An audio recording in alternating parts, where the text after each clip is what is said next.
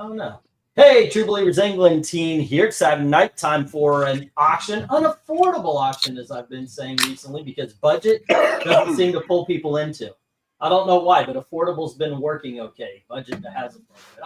Anyway, here you go. Let's get that roll scrolling thing going by. Our PayPal address is MediaMadmen1@gmail.com. The shipping is usually flat rate priority, and 1 to 18 books goes into a padded envelope at $10 because it's really 11 at the post office. 19 to 50 go into a regular size comics, go into a medium sized flat rate box for 17. And 51 and up, I try to find something to ship it in. It's 20. It's usually a short box or something along those lines. And there you go. If you get $150 or higher, shipping is free. And let's go. What we got here is we've got the Year of the Villain, Captain Cold and the Rogues. Alrighty, and then we have the Spirit of the Tau, and that's issue number 3. And then right next to it is issue number 6, and this is from Detron Tan. Okay, and then we've got Amethyst number 13. A book called Rebels 94. That's issue number 0. On the bottom row, we've got a 1980s independent comic book called Samaree, apparently drawn by Frank Cho. And then we've got the not really, guys. I was joking. The DN Agents number 1, which is an awesome book. Survivors from Prelude Graphics. No silly villains, no unnecessary fight scenes, no misleading covers. Okay.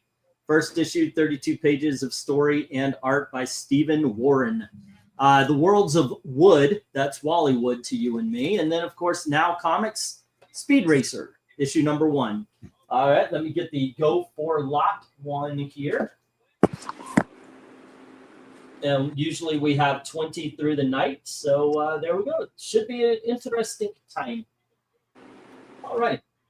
Any of those up there interest of you? Here? No. Not even a 1, huh? I actually like the bottom row better than the top row on this one. All right. Yeah, DN Agents. I've read Survivors. I don't really remember it that well, but The World of Wood, that was 4-issue miniseries that reprinted some of his better stories. So that was a good read. All righty. What is this Rebels? Tell me about this Rebels 94. Who are they rebelling against? What are they? They were rebelling against what do you got? Huh? Okay, you're young. Let's see. I'll be popping in and out throughout the night to see how far Jay can stretch his 33 cents. Exactly, ladies and gentlemen. And hello to Jim Sorensen. Now, I picked up this one. I thought it looked like the Fem Force.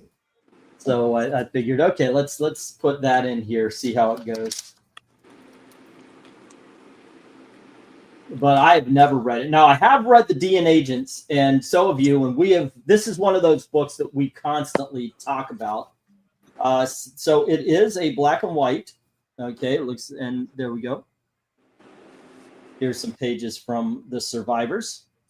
Not bad art. Not bad art for it. Of course, a lot of independents in the 1980s were black and white. There you go. I'm afraid I'm going to flip to a page. It'll be like, oh, I am canceled. No, it's not. It's not nearly as salacious as Femforce. No, yeah. It just has a girl on the cover. There you go. Actually, it looks pretty good. That's pretty decent art. Okay, let me close this up. And what shall we show off next while we're waiting? Speed Racer. Speed Racer. Let's check out Speed Racer. See how that looks on the inside. Because you know what? Every week, almost, it seems like these first 3 lots don't go. And that's why I'm doing this. I want to see, okay, these are some pretty decent books. You know, that's the whole point about this auction being an affordable one, a budget one, is so you guys can try something different here. This is the art. It actually looks like the anime with a. Oh, yeah. There you go. Apparently, he's going against Colonel Sanders. There we go. Bright colors. Almost looks like it's being colored by marker or painted. It's paints. Like watercolors. That is actually pretty good. Look at that. So there you go. That's now Comic Speed Racer #1. Alrighty, and we've got Jim bidding on the Amethyst. Excuse my ugly face for a second. There we go. All right, and yep, Amethyst with an obvious Dr. Fate cameo, or at least a guest starring on. Okay, let me write that down. So I just looked up Rebels 94. That is a group started by Viral Docs. It has Stealth, Lobo, Strata, and Phase. I only know who Lobo is of those four. Well, yeah, Lobo. Well, they were in the Legion 90 Legion. You know those books. Viral Docs was the leader of it. This is it says Pyre and Orgeson, and this is the art inside.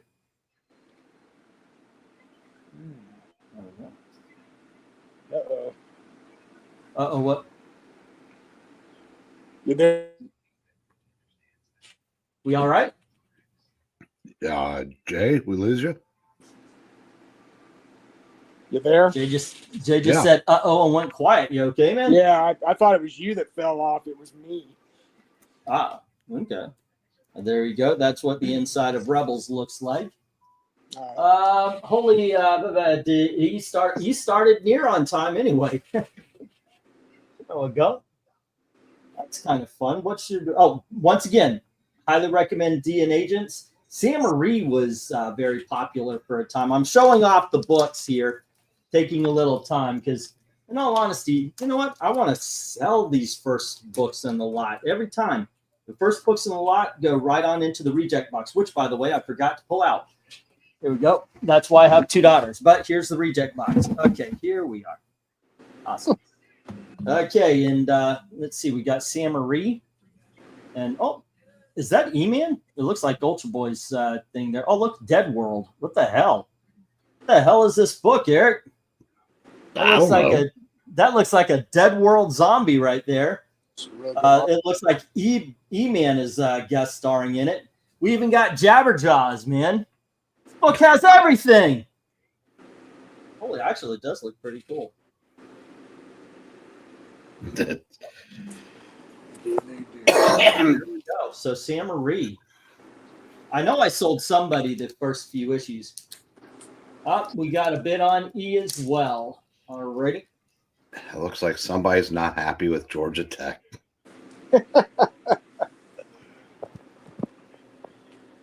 Miami Hurricanes belong in the reject box, says Glenzer. Alrighty. Glenzer, it seems like every week you're complaining about the people you're betting on. Just gonna point that out there, man. You know, might not be the way you should be making your living. I like dogs as much as the next guy, but the bit with Herb Street's dog is starting to look stupid. Well, the dog did die. Yeah, right. I know. Vincent People die too, and they don't get this kind of attention. Vincent put a buck on F. So right now we've got Jim with D&E, the Amethyst and the Rebels, and Sam Marie. Let's see if we can't sell that D and Agents or the Wally Wood, the world of Wally Wood that Eric is backed. I take it that's the one you would back right now. Yes. If you were saying go for one book. Jay, do you have a go for one book up here? Like if you're looking, you say, guys, you need to check this out. I haven't read any of these. So okay. Speed Racer looks interesting, and Rebels 94 looks interesting. Well, Jim has that one. This is the Spirit of Tau. It says D-Tron 10, Team Tron Smith. I don't know what that means. Yeah, those look cool.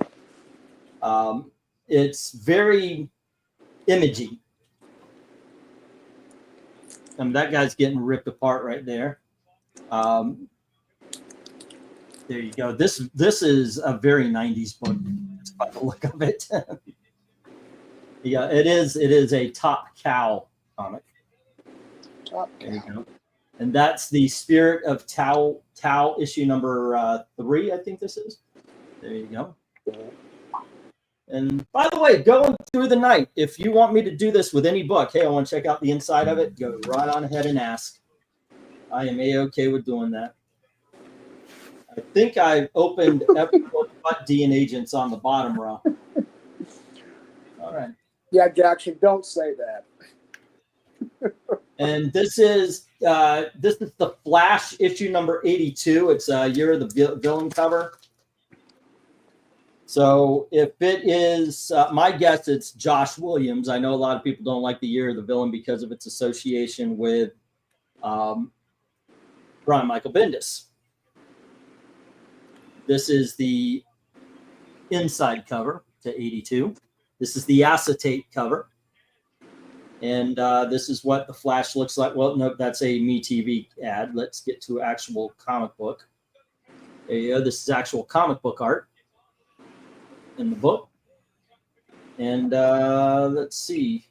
Is it by Williamson? I would suppose because of the era. Didn't he write all of them? Yep, Joshua Williamson. So you get some decent writing. Rafa Sandoyle, as you can see the art. That's up to you whether it's good or not. All righty. And we've got Vincent with a bid on B and C. So right now, all except for the one in my hand, the top row is taken. And on the bottom row, do we have any? Oh, yeah, we've got F right now with Vincent. So the other four right down here is open for business. And we have, let me open that Wally Wood. And we'll see what. While he's doing that, I realize we're here to make money tonight, but if you can spare a few dollars for my go away fund me for Jackson, every little bit helps. Well, and this will be through a hired. All right. So what are we reprinting here? This is a black and white reprint. The artwork and lettering by Wallace Wood, originally printed Flying Saucers #1 of 1950s. Okay. So this is a 1950s comic book reprinted into the works of Wally Wood. That looks like one dense read. You guys should read this in your thing. But there you go. All righty. So it is reprinting a 1950s sci-fi story in the book of in the world of Wood, as it says. All right, there we go. I would imagine several stories. Yeah, because I don't know. Most of those stories tended to be about 6 to 8 pages. Yeah, it's true. All right, this is the only book I opened that doesn't have any love to it. So let me see if I can't, because I'm telling you guys, if there's one book up here to get, this is it. And let's see, DNA Agents, kind of an X-Men sort of thing. They create them in a lab, and that's what's going on right there. Alrighty, this is the team. We've got who wrote this? Who's the writer and artist on this one? It's been a while. Written by Mark Evanier and illustrated by Will Mignon. I wouldn't even attempt to pronounce that name. Mignoy, yeah. But there you go. This is the art on it. Of all the books up here, this is the one I recommend. There we go. Because I remember reading it in the 80s. Now, granted, I don't remember every detail. It's been 40 years. Please forgive me for not being able to remember that. But yeah, just remember. Yeah, but no, I remember really appreciating that. All righty. Let's see. How long has it been? It's been 11. It's 15. Let's get this 1 minute warning. So, Jay, what game are you watching? Bama LSU. I can't decide who. I don't like either team. Yeah, it's an elimination game, so that's at least I'm half happy. But the problem is the other team will still be in it. Yep. All right, let me read through this. No love for the Captain Cold. The Flash, that's actually Flash number 82 by Joshua Williams. Tau 3 and 6 are with Vincent at $1 each. Jim has Amethyst and Rebels. That's D&E. Vincent has F, the Samaree, and no love for the last 4 books on the table there, guys. So Because after today, there will legitimately be 5 SEC teams that have it can lay claim to being worthy of being in the 12. Well, I have to pull for LSU because it makes A&M's win over them look better. But, with a 12-team playoff, that's not as important as it used to be, but that's still what I'm going with. I think A&M still only has the 1 loss, right? No, they lost last week. That too. Yeah, they're probably a whole lot of teams with 2. Yeah. In fact, I don't think there's any 1-loss SEC team left, is there? Yeah, A&M is a 1-loss SEC team. No, I mean overall. No, it's not. I don't think. No, Tennessee. Tennessee is.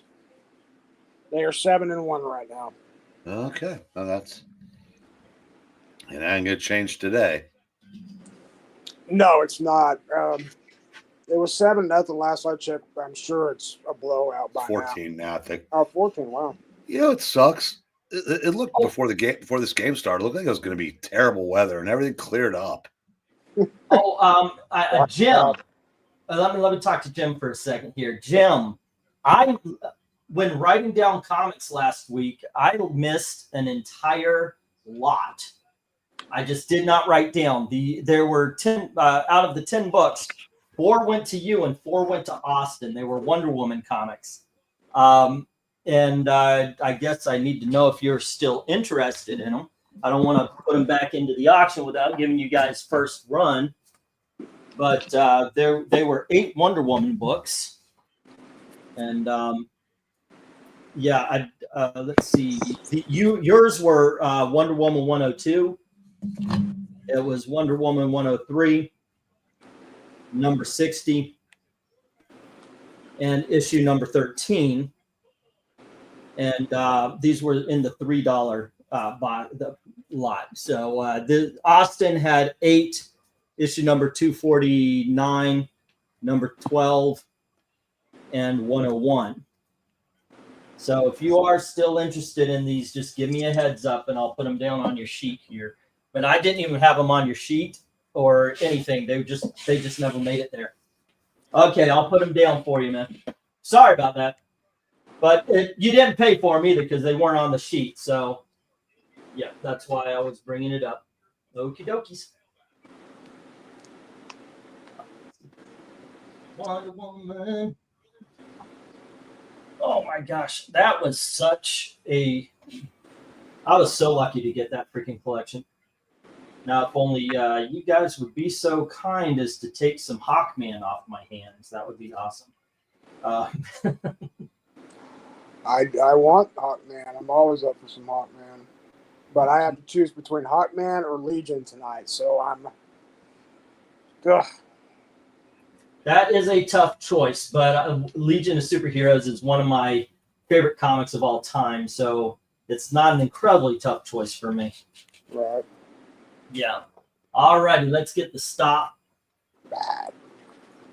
I got to bring up that time clock. That time clock was really good about keeping me on a good, quick schedule. So there we go. Timekeeper. Nope, not that one. I don't need the definition of meaning. I need an actual clock. Huh.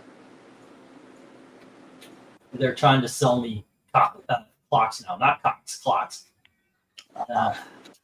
Yeah.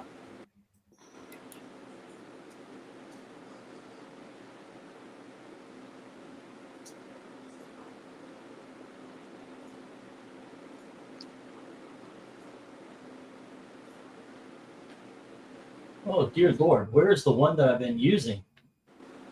All I'm seeing is like, oh, you can make a birthday clock. Here, we'll sell you this. Oh, hey, I don't need to sell me anything. Just there we go. All right, I think I got one. Okay, let me get these down. Let's get the next round up. What we got here, ladies and gentlemen, Captain Cold hitting the reject box. And we've got DN Agents, Survivors, World of Wood, and Speed Racer hitting that reject box. Hey, you know what? Half of it got sold. Half of it didn't. Half is all right. I can live with half. All is better, but you know what? You gotta take the W's. All righty, 1, 2, 3, 4, 5, 6, 7, 8, 9, and 10. And I just realized I didn't read it off there. Tal 3 and 6 went to Vincent. Jim had the Amethyst 13 and the Rebels 0. And Vincent had Samarine number 3. Okay, there we go. The reason why I do that is when if there are any books that are left over, they didn't make it to a page. I go back and I listen to see who won, or if it seems like I wrote it on 2 pages. Wolverine number 103, ladies and gentlemen. Wait, are these backwards? These are backwards, aren't they?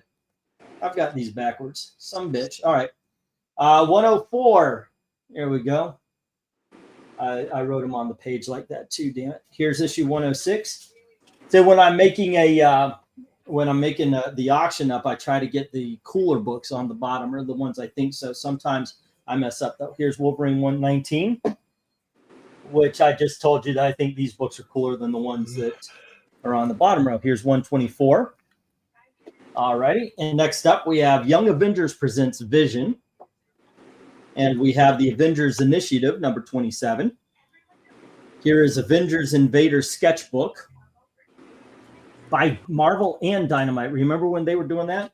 And then we have Wolverine number 91 and Wolverine Annual number 96.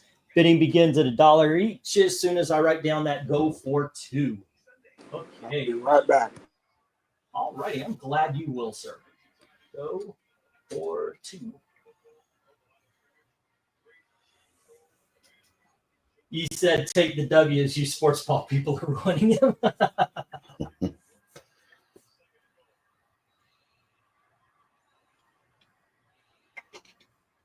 I may have paid for them already due to me sending my math over yours. All right.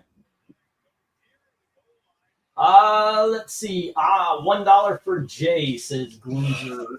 Already. Cool, cool, cool. Well, that's 67 more cents than he's worth. What? $1 for Jay. Oh, ha! Okay. It took me a while. I was wondering where you're going with that one. All right. I think of the comics, not of the people. You know, go figure. Actually, that Jay was Speed Racer of the last lot E. Okay, I will put that down. All right. Make you a sheet here with the Speed Racer. Sorry about that. I take it then no Wolverine. Glinzer, Speed Racer. All right. I got you down there, bub. And I will remove the bid from Wolverine 96. Annual of the year 96. There we go. All righty, and we are off. And are you back there, Jay?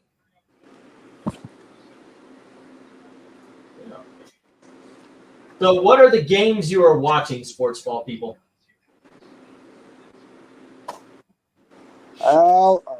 Alabama, LSU. I actually put it in the title now, by the way. So there you go. Make it official. Look, you come here, we're going to sell comics and talk sports ball. You know what? That should be the next one.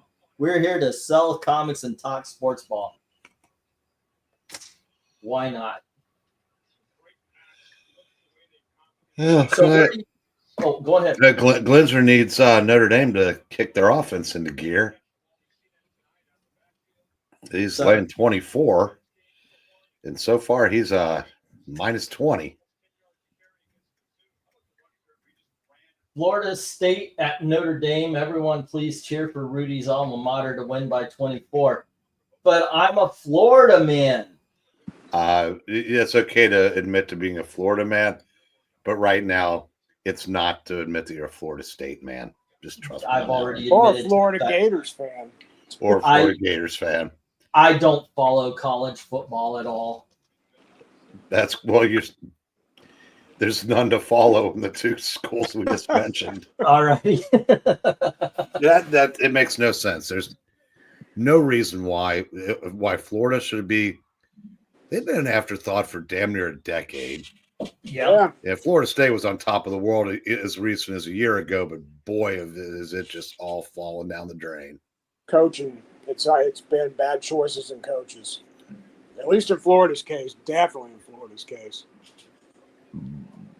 I don't expect that trend to continue. Eventually, they're going to hit a home. They're going to get a home run higher, but when, I don't know. All right. You know what? We have made it 2.5 minutes with no bids whatsoever on these books. So even though we've got 2.5 minutes to go, I'm putting up the 1 minute warning here. No sense in looking at books that we don't have any interest in. There we go. Glenn's right. I can't see Ohio State winning it all. With I can't remember the quarterback's name, but he's not that good.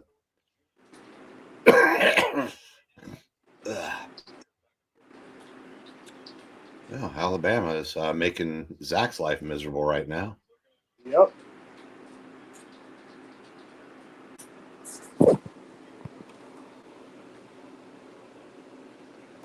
Alrighty.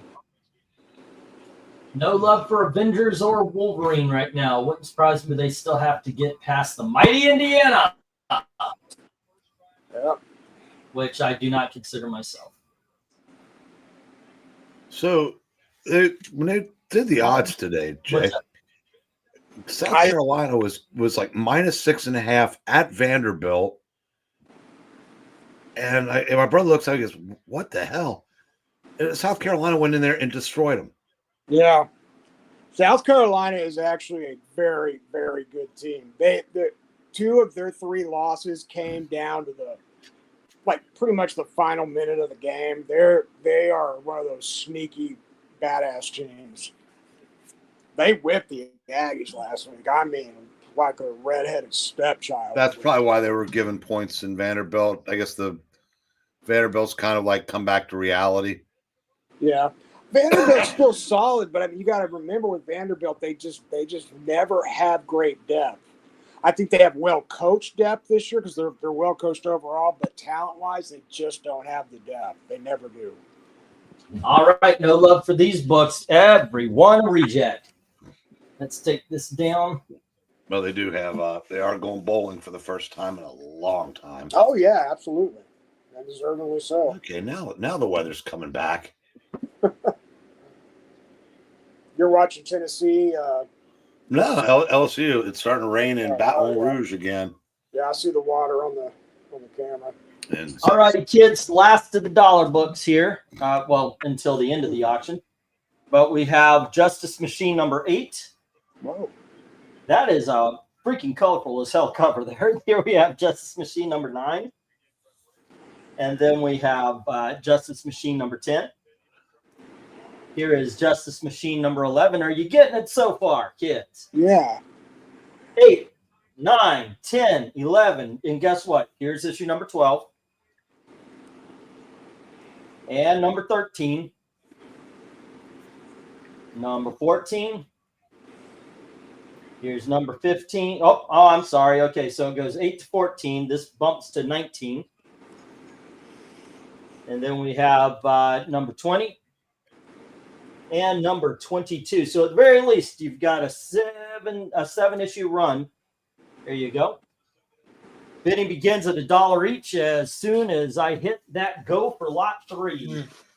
This looks very interesting to me. I've never even heard of Justice Machine. Really?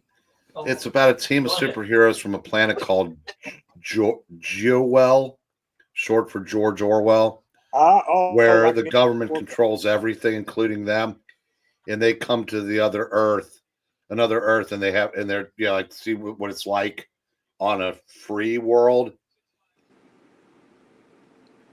Yeah, I don't. Unfortunately, I don't remember all that much more beyond that. But I like the series. I've read a lot of them. That's cool. Oh, It's a recommend. yeah. I think I'm gonna go with the Hawkman. I think I'm gonna pick Hawkman tonight. So I'm reaching out to the chat. gotcha. Yeah, somebody that's worth 34 cents. I'm trying to reach that. Oh wait, are these a penny each? Well then I'm wait a second. I'm throwing down then.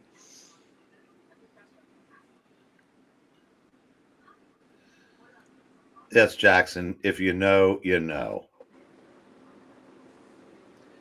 See, really,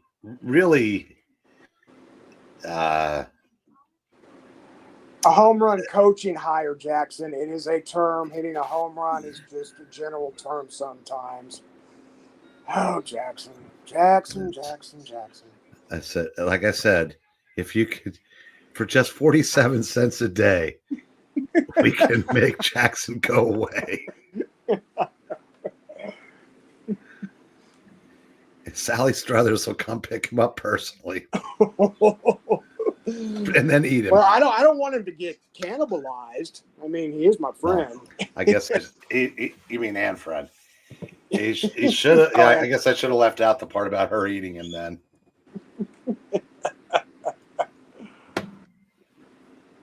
Alrighty, so wow, no interest in the Justice Machine. This one's a surprise.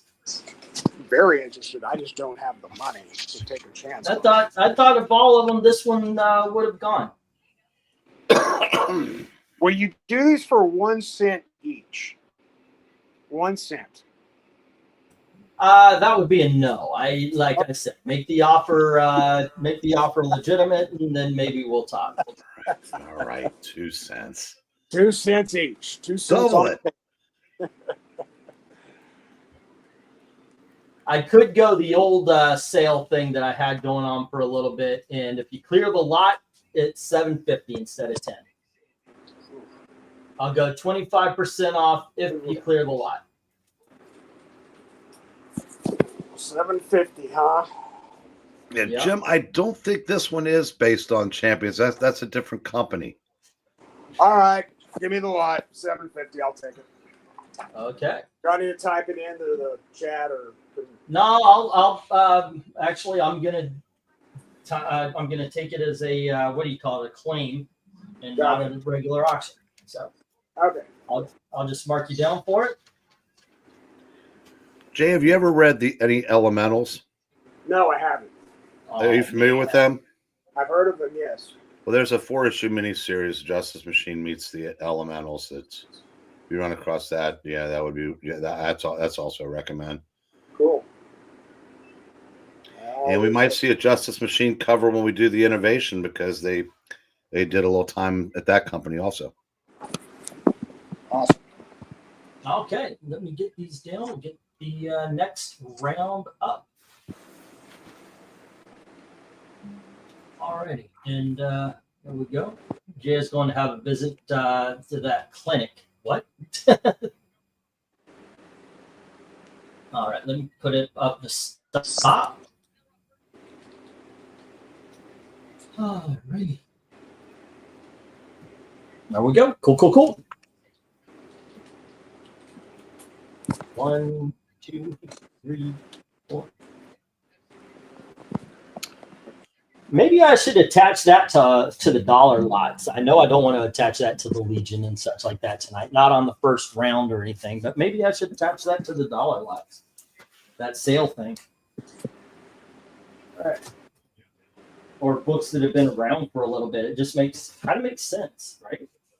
All right, let's go to some $2 books. 1, 2, 3, 4, 5, 6, 7, 8, 9, and 10. Okay, dokes. Well, I got $2 lot later. Okay, let's say, what is it? Go for lot 4. All right.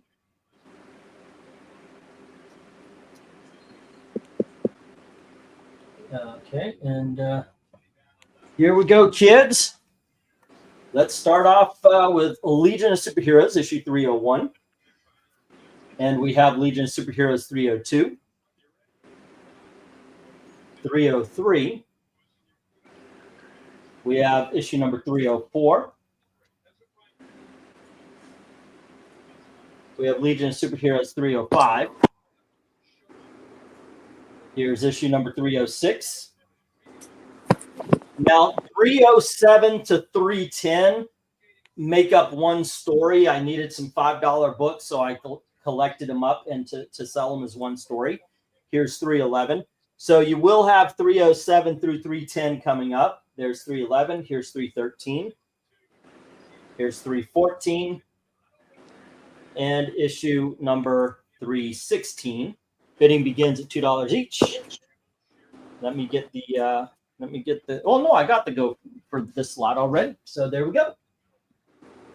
All right, fun. I am always happy whenever I can carry these books. I'm trying to figure out who's more annoying on X, leftists or WWE fans. Left. It's too close to call. Well, at least, the very least, I know leftists are fun to watch. Definitely this last week, but yeah. Oh, RDV, stick around for the next lot. Jay says $2 each on the bottom row. And that's 313 through.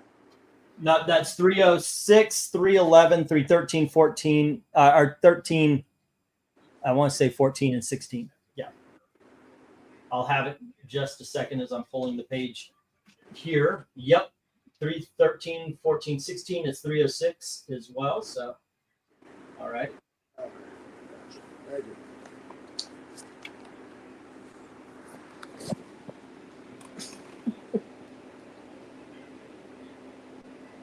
Okay.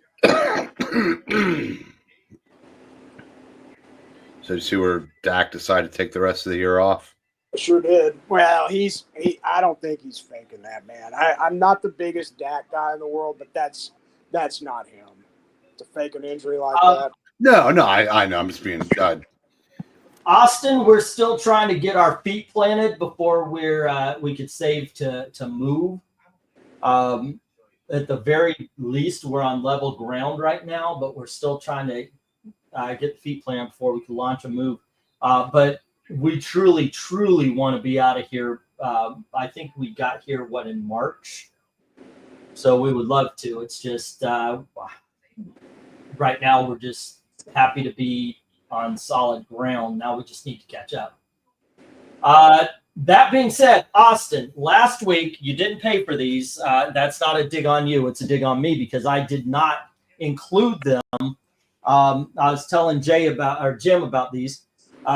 Wonder Woman, it was an entire lot. I just missed an entire lot of writing them down. Wonder Woman number 8, Wonder Woman 249, Wonder Woman number 12, and Wonder Woman 101.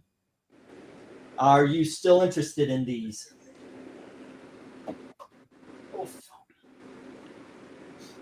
Alrighty. If I remember correctly, the Tales started out reprinting the Baxter season. Oh, they didn't start out that way. You will see the number where they do because it's got the same cover. It's like issue, I want to say like 320 something, 326 maybe, around 325, 326. But you'll see the cover tonight where the Tales of the Legion start reprinting the Baxter series. All these are original stories. All right. But it looks like we have not had a bid on these since that's 3 minutes. Let me get the 1 minute warning.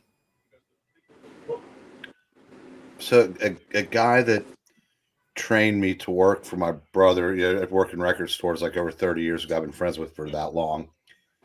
Took to Facebook this week and said, anybody that voted for Trump, unfollow me. I'm begging you. Did you take him up on his offer? I'm not on Facebook, but a buddy of mine that is known him longer even than I have said, Sure, no problem. Don't blame you. I don't blame him. I'm amazed. And he's a big wrestling fan too. I mean, like goes to conventions and meets the old timers. So like that. When did wrestling fans become far left loons? I mean, almost to a man. Wrestling's been hijacked. You know, I think AEW had a day of mourning Wednesday. Seriously? Oh God, yes. Yeah, they're all lefties over there. Oh, That's why Jake Hager got fired. Oh gosh. All right. It's ridiculous. Yeah, there's. Oh, I had a friend of mine, a kid that I've known from the records that Phil hired decades ago. The only person I've ever blocked on Twitter because he's so unhinged over leftist politics that he's. All I know is when he came out, none of his Republican friends stopped being his friend, but some of his Democrat friends did. That's the story, Venk. But Hager's kind of added to that. Alrighty, let me get the stop here. And the top row goes to the reject box, and the bottom row goes to Jay at $2 each. Yeah, so Glenn, just the one thing I like better, but like WWE better than AEW is the politics are a little bit more to my liking. There we go. Ooh. Something tells me Triple H is not a liberal. Oh, no. All right, gang. Next up, we have The Punisher, issue number 6. And we have The Punisher, issue number 7. Do you have number 8? I do not. Oh, look at that. Number 8. What about number 9? That is it. Don't ask about 10, though. What about 10? No, but I do have 11. All right. And here is issue number 12. We have The Punisher number 13. Punisher number 14. Punisher number 15. And Punisher number 16, which I'm going to say, now I don't know about this one, but it starts with Kingpin. It ends with Kingpin. That might be one full story. Just thinking there. All righty, let me put up the go for lot 6. Are we on 6? No, 5. The go for lot 5. God, Alabama's about to blow this sucker. Ladies and gentlemen. All righty, and I'll put up the $2 start. There we go. The good thing about LSU is they can't run the ball, and they also can't stop the run. So they got that going for them. Well, Glazer just picked up another 7 for Notre Dame. What's the score in that game? 14-3. Yeah. I expect that to get nasty tonight, too. Going along, all right.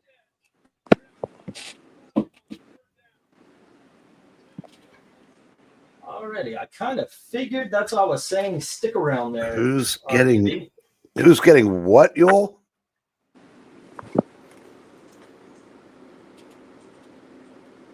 Who's getting Roki Breen? I don't know what that means. Roki TV. What is a Roki Breen? No, it's smart TV. With your little smart thing. Oh, like Roku. Roku. Okay. Yeah, Roku. I think that's what he means. Sorry. Okay, well, Roku I get, but oh, he's talking about sake. Breen doesn't drink, Yul. oh, yeah. Yul, you were in short pants last time I had a drink. And you're old. Yeah, I know. You talking about me or Yul? Yul.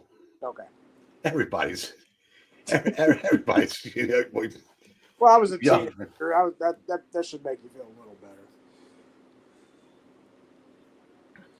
Yes, VENKMAN. Yeah, that's awesome. Sparrow had a huge crowdfunding for.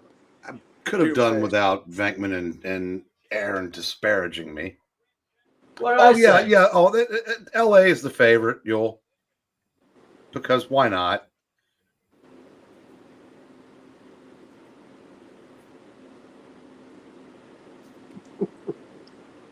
Yeah, I saw that article today, but I'd already forgotten his name. The Rangers are going after him too, from what I understand. Well, yeah, and the Dodgers will get him if they want him, and the only team that can stop him is if Steve Cohen decides he wants him, and then he'll decide who am I going to be able to talk to more of my teammates, and that'll be the Dodgers because there's already two there. I can't believe I'm going to say this because I hate the idea of the salary cap, but Major League Baseball needs a salary cap. Oh, that hurt. Well, they need a minimum, and a maximum wouldn't hurt because, like I said, because I was arguing with my brother about this again today. So, at some point, at the rate it's going, 22 teams are going to become feeder systems for the other 8. Yeah. All right, 1 minute warning. RDB's got the board at $2 each. You're going to have minor leagues within the major leagues, basically. Well, it's like, does anybody think for a second, and I'm not saying he's the best shortstop because that's Bobby Witt, but anybody think that Ellie De La Cruz is going to be a Red 1 minute longer than he has to be? No. Yeah. In fact, he will probably he'll be Yule's boy in 4 years.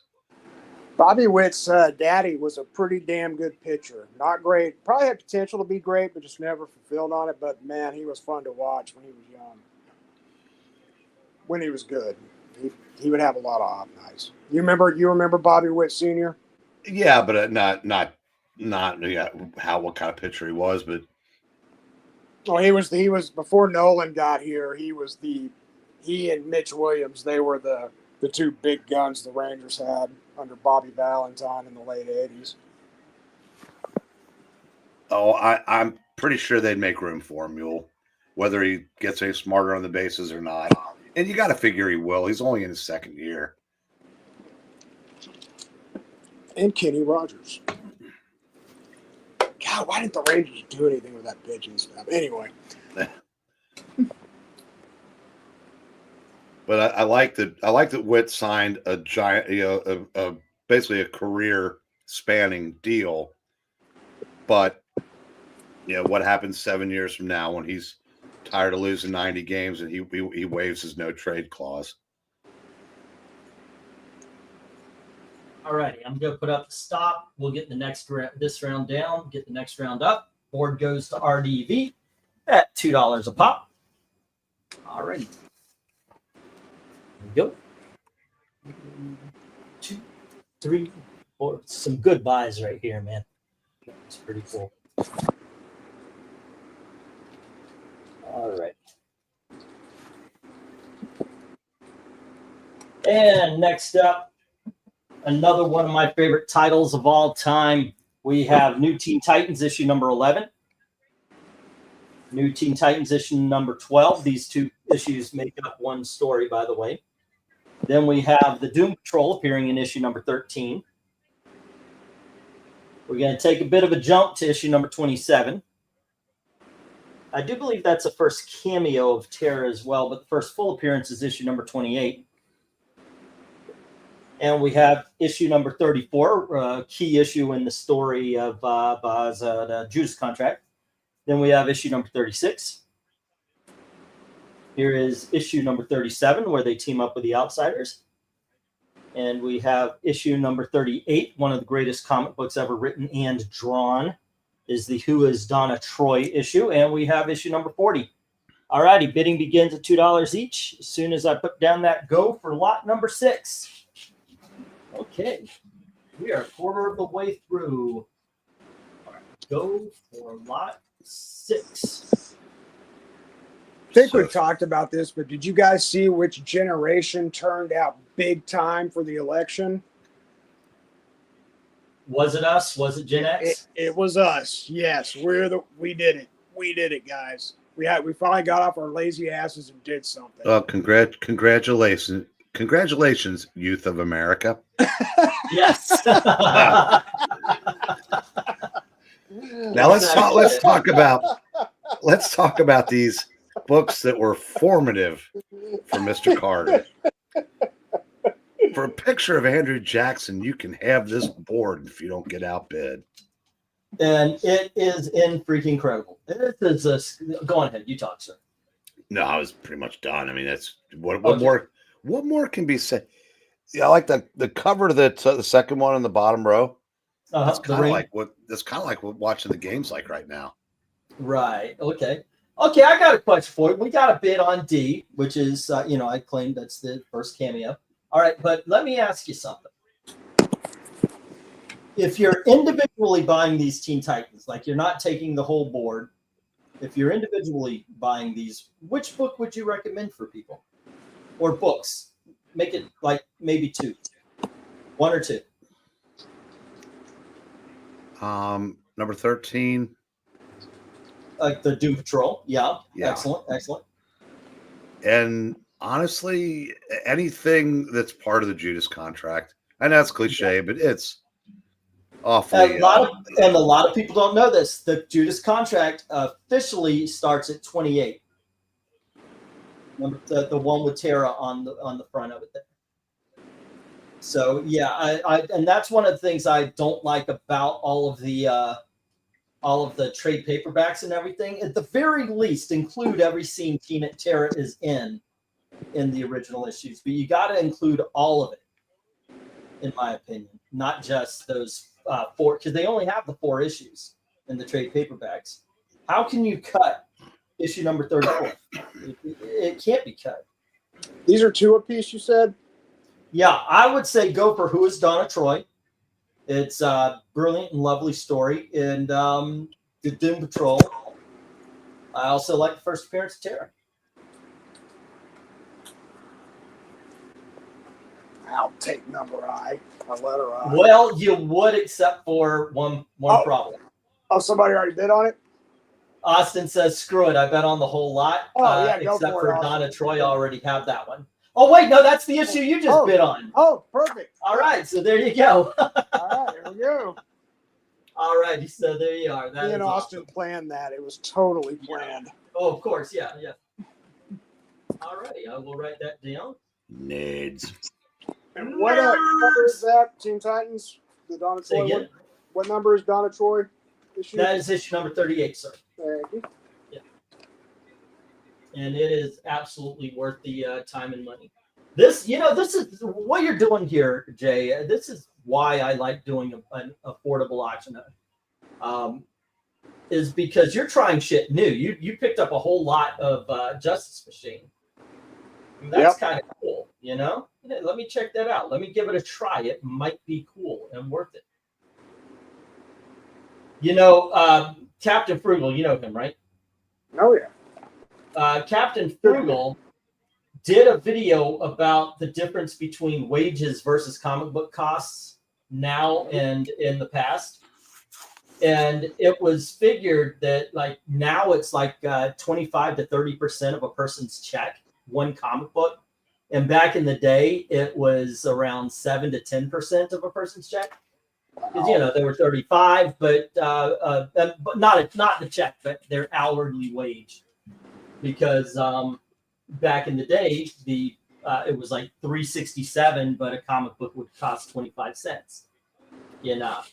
So back in the day, we were able to try new things a lot easier than. That also applied to movies, because back in the day, you could go drop $3-4 on a movie just by, word of mouth, or maybe you saw the trailer or whatever, and if the movie sucked, you still had $15-16 left over to go enjoy your day, So. Let's see, it's fresh of mind. I've been watching this channel, and I've just found retro movies. Okay, I like it when people on the panel are bidding on books. Well, hey, you're on the panel because you're a fan too, right? All righty. We've got the 1 minute warning so far. Austin has a lot except for I, which is with Jay. Alrighty, at $2 each. I'm still interested in those. Oh, I put them on there. Yeah, they were last week's books. I put them on your list already. They weren't paid for. Once again, that's not a dig. Ooh. Okay, the 5 minutes is up. So, yeah, I hit the 1 minute warning before. There we go. So, let me put the stop. We'll get the stop here. What were you saying about Alabama about to blow this game wide open, Jay? Oh, let me see what happened. Well, they didn't score on that drive, and LSU's driving now, but they're about to score. Good. You just jinxed them. Oh, I know the penalty's on them, but they are driving. Yeah, I know. I'm watching them. Oh, yeah, you probably already know how this drive ends. No, I've got it on my other account, so you and I should be synced up. So that play was just that incomplete screen pass. All right, the whole lot goes to Austin, except for I, which is New Teen Titans number 38, and that is with Jay. All right. Now you might be a play ahead of me still. And let's check it out. All righty, Legion of Superhero fans, I've got another lot for you here. I just saw the screen pass just now, so you're about 25 seconds ahead of me. Okay. There you go, guys. We have Superboy and the Legion of Superheroes, issue number 203. And we have issue number 211. All right, which does have spine ticks, just giving a heads up. There's a reason these are 3 and not 8 to 10. There's issue number 212. And we have issue number 213. All righty, so we do have 211, 212, 213. And here's 214. And here is 219 with the oh, goodness gracious. Here's the 5. All right. The hero that I thought, or the villain that I thought was going to be incredible, Pulsar Stargrave. This was one of the first villains books I ever picked up, by the way. If you look at the comic book Origins of England team, which, yes, I did one of myself. Here you go. That's 227. And then we have Legion of Superheroes, issue number 242. That's a double or a larger size issue. It says a DC Giant 60 center. And then we have issue number 246. Bidding begins at $3 each. And as soon as I get the go, I start the go. So that guy in the second one in the bottom row, is he attacking a disco? Yeah, well, it is the 70s. Let's say A lot of 1970s, 2970s, it doesn't matter. I know, right? Even Phantom Girl had bell bottoms, man.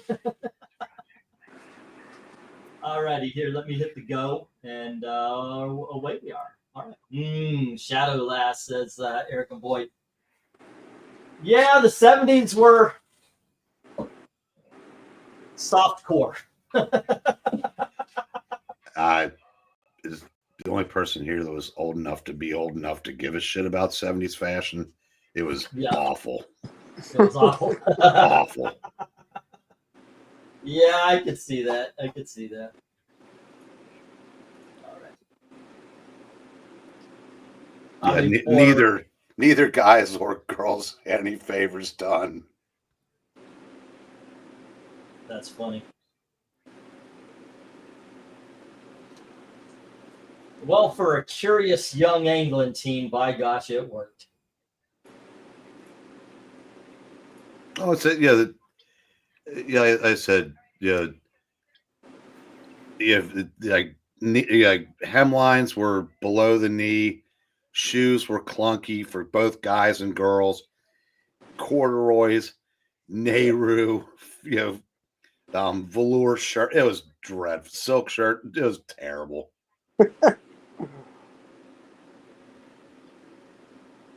Bell bottoms. Yeah, it was just not good.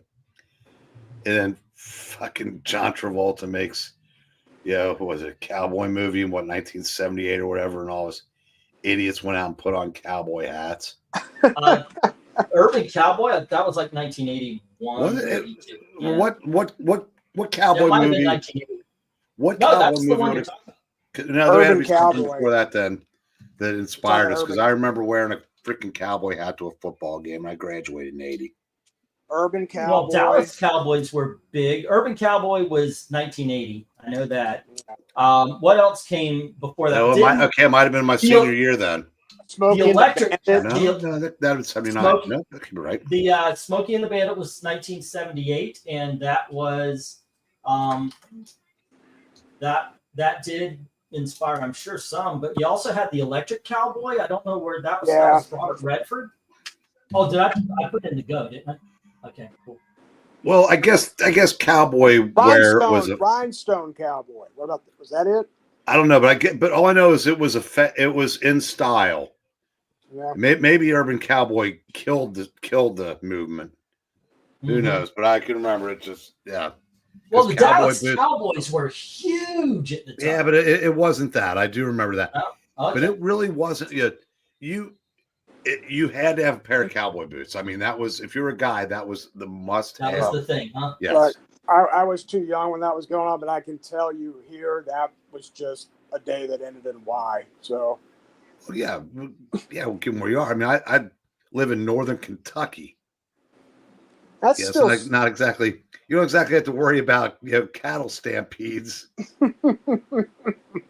Now, what year were you born, Jay? 76. Okay, well, I said I was in high school in '76. So, well, about to start high school, but I was in high school in the late '70s, and that's it. Cowboy boots. Yeah, well, I don't know what we were thinking. Oh yeah, Midnight Cowboy with. Yeah, but that was '69. So that really didn't start any cowboy trends. Might have started some other trends though.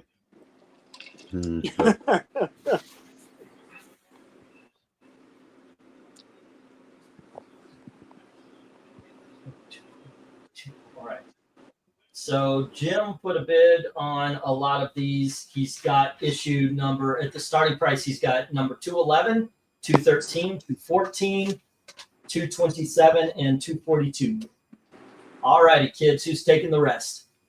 You also got some bids from Mr. Sor. Oh yeah, I saw those. There we go. I just let's see. We need some love for number 203, which is the one with Latimus, and then we need number 12, the Saturn Girl in the bell bottoms. Speaking of, and let's see on the bottom row. I think we need more on the bottom row. We need love for issue number 219, 224. And then the J, issue number 246. There we go.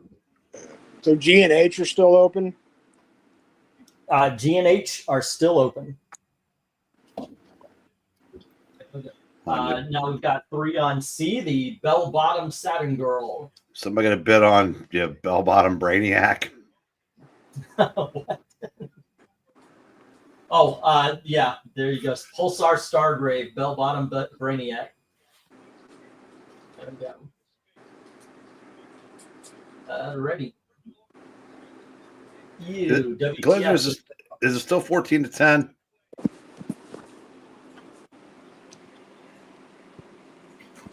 Yeah, I'm sorry. Maryland, Oregon, Big Ten tilt.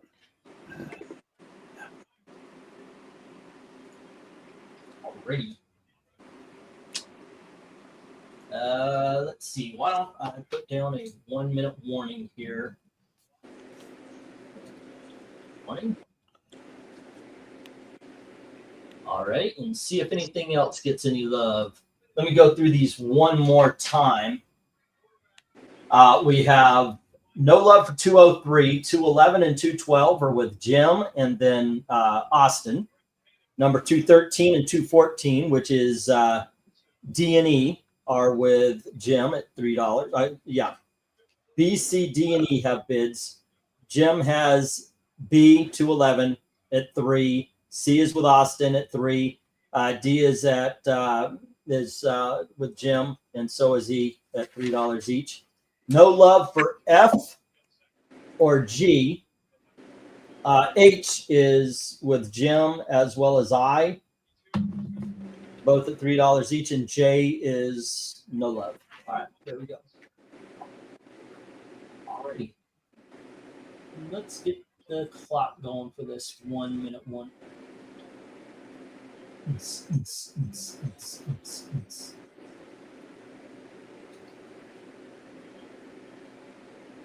Okay. Did you see that all the blue states just happen to be the states that did not require voter ID? Huh. Yeah, that kind of is making people go, wait a second, conspiracy theory. Imagine that. Wow. Yeah. Because did Trump win those if it wasn't for people not being able to, or how many people that weren't able to vote voted? I'm not seeing any states here that he won. It's all states he lost. Yeah. Huh. So did she really win them, or did people who were not supposed to vote vote? Exactly. Probably a little, yes.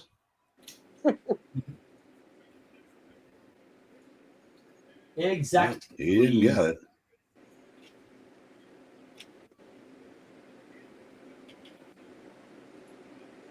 Now we got an injury. Yep, now you got entire college teams, plotting against Glenzer.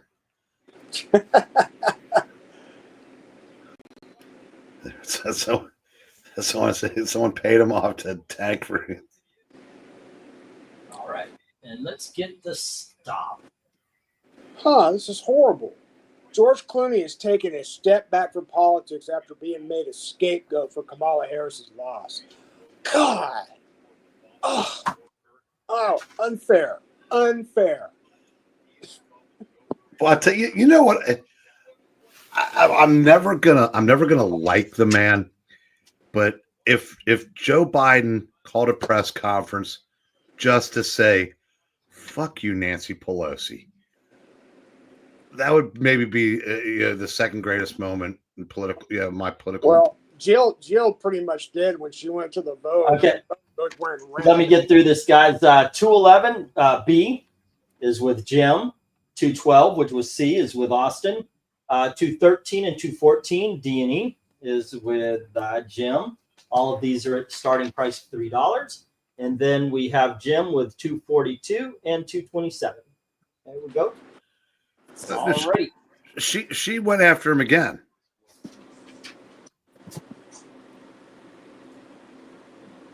Okay, give me just a second, guys. All right, gang. Next up, we have Conan the Barbarian, issue number 118.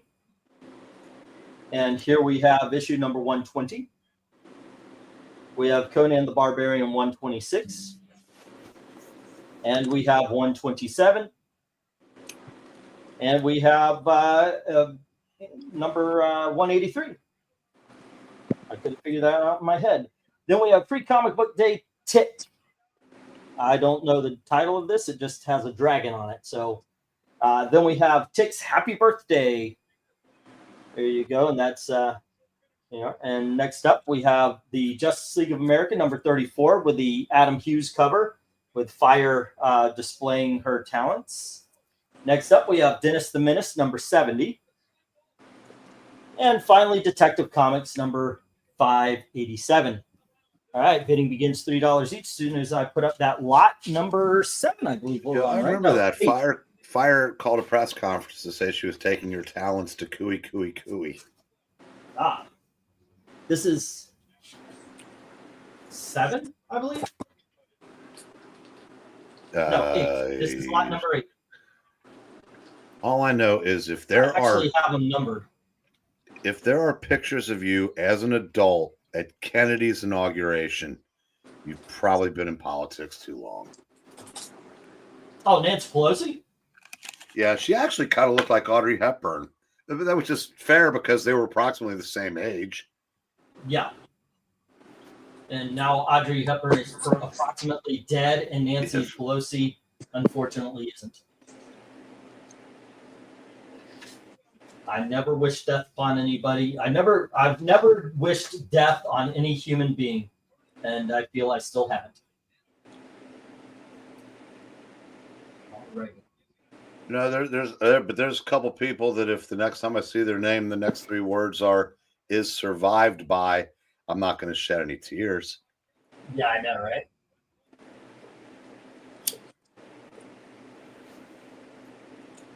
Alrighty. I saw that story about the Minnesota family, which I'm assuming is true. What happened? A guy killed his whole family because he didn't want to live in Trump's America. Oh God! Thank you, media. Absolutely.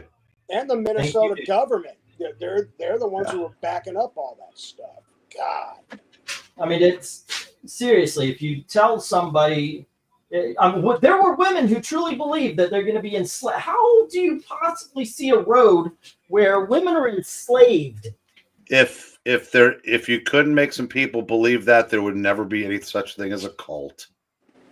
That's true. And I don't know. It's just weird. It's weird that people fall for that shit. Never understood it myself. Yeah, especially when anybody that was alive 4 to 8 years ago know that none of that happened then. Exactly.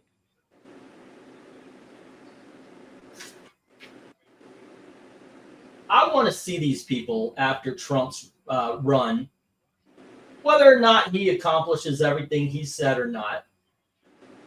I want to ask them, you really thought that he was going to enslave you and all that shit?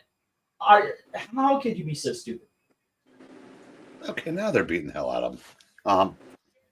Yeah, I love there's the cackling has already started about California wants to secede from the Union.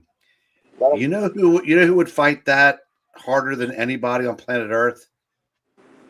California. The Democrat Party.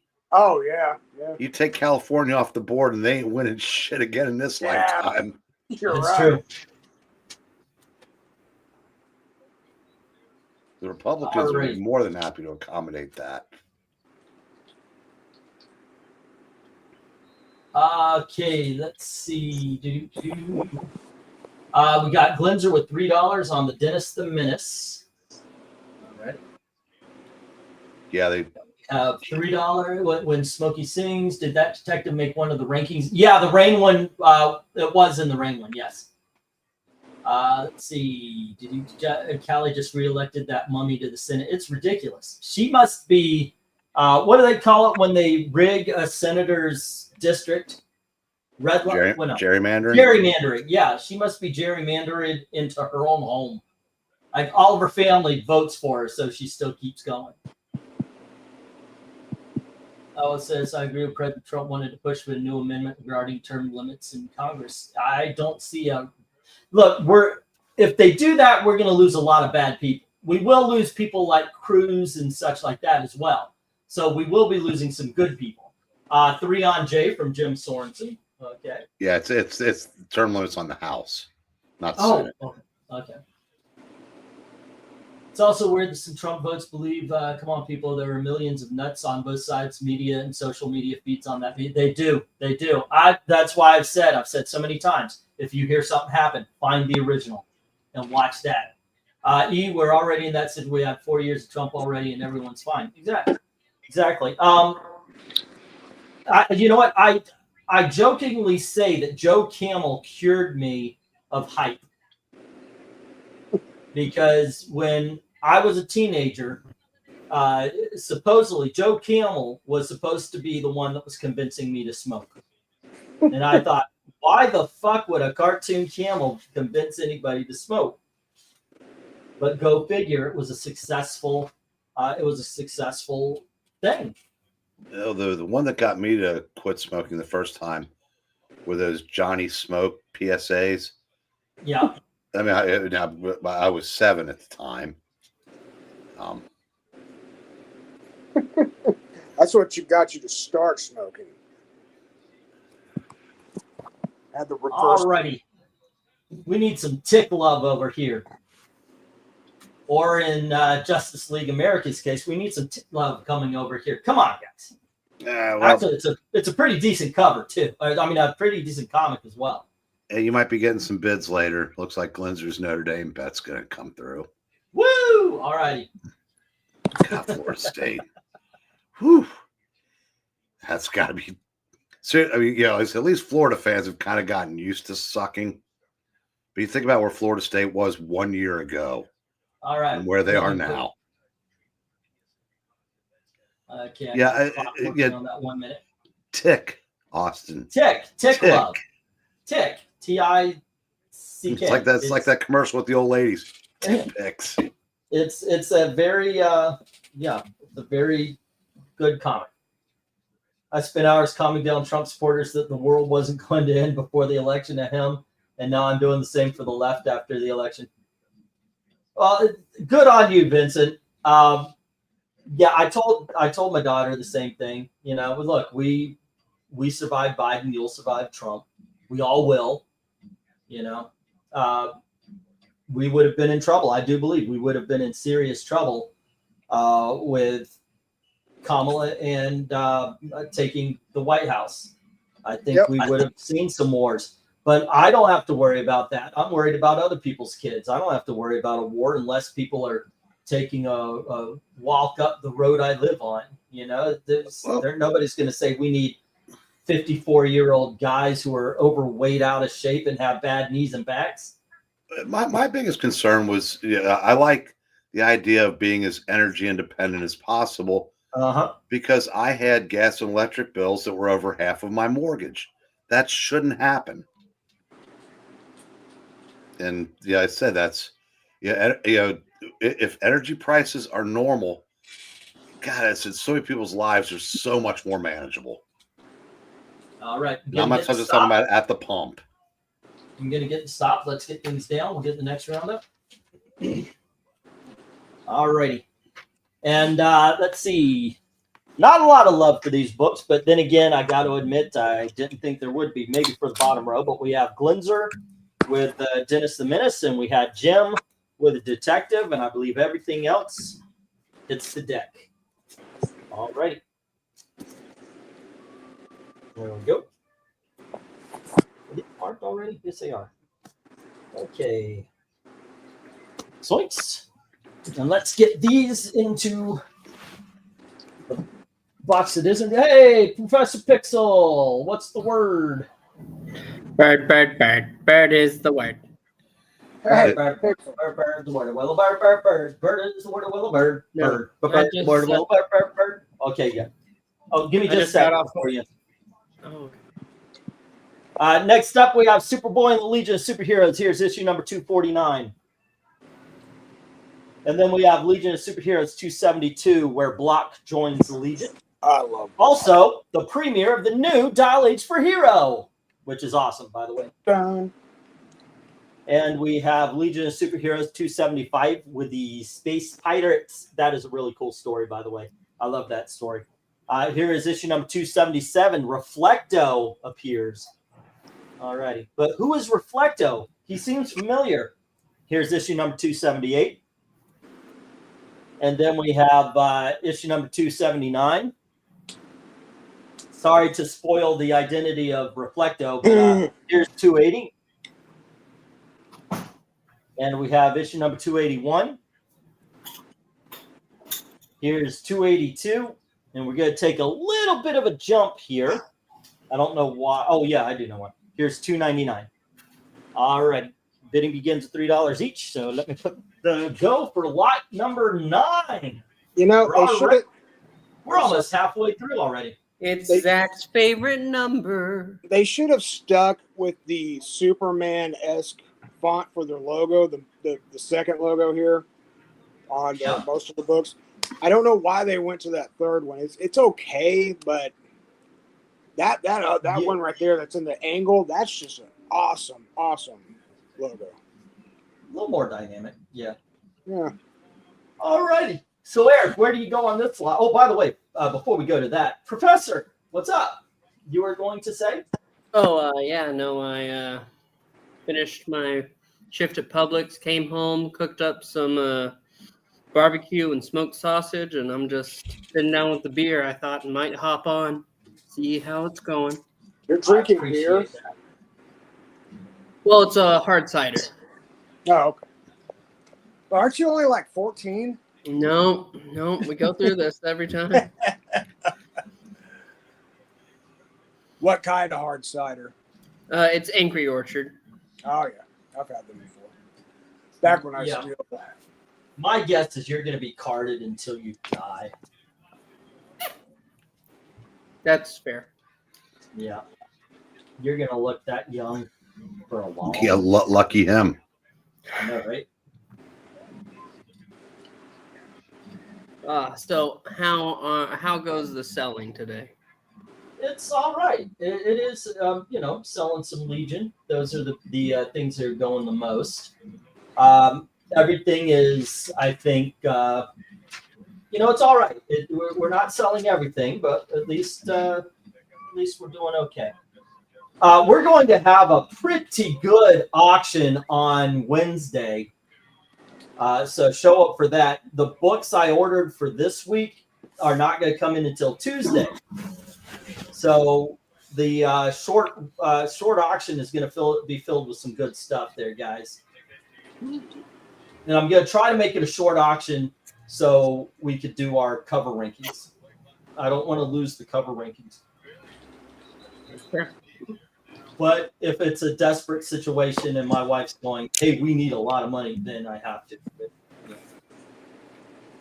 All right, we got a bid from Jim. And he says 3 on 275. Already, 275.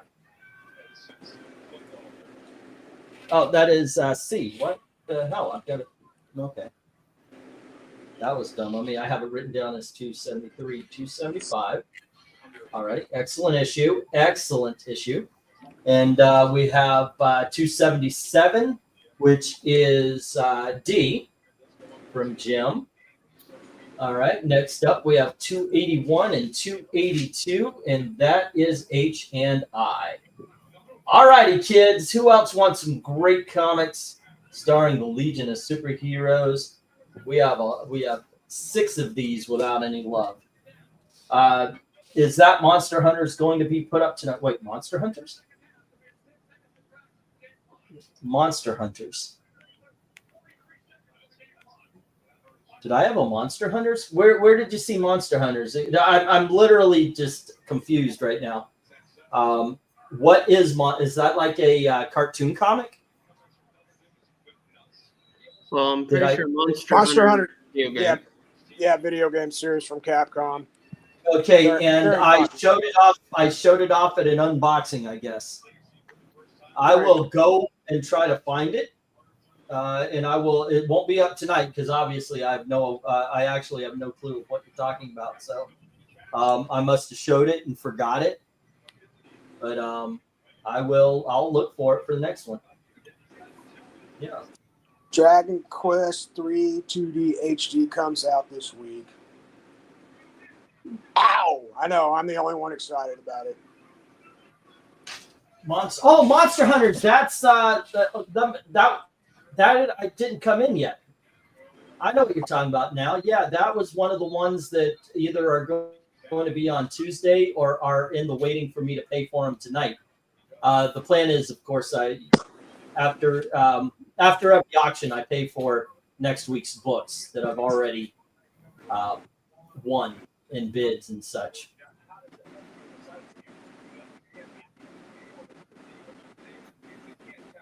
Alrighty. Let me see when that is supposed to be in. But yeah, I know what you're talking about. Be right back.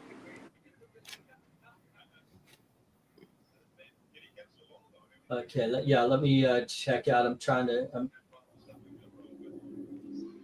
go. Alrighty.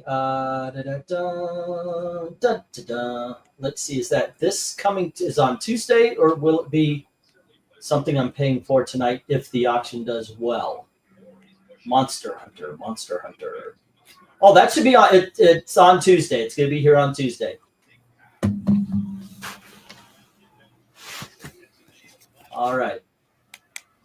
Yep, it's Monster Hunters number 8 from. It says Charlton Comics. So cool.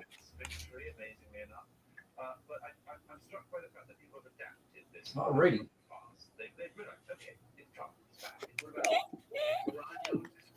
And I am not up to win anything tonight. Everything is, I've been outbid. What were you saying, Pixel?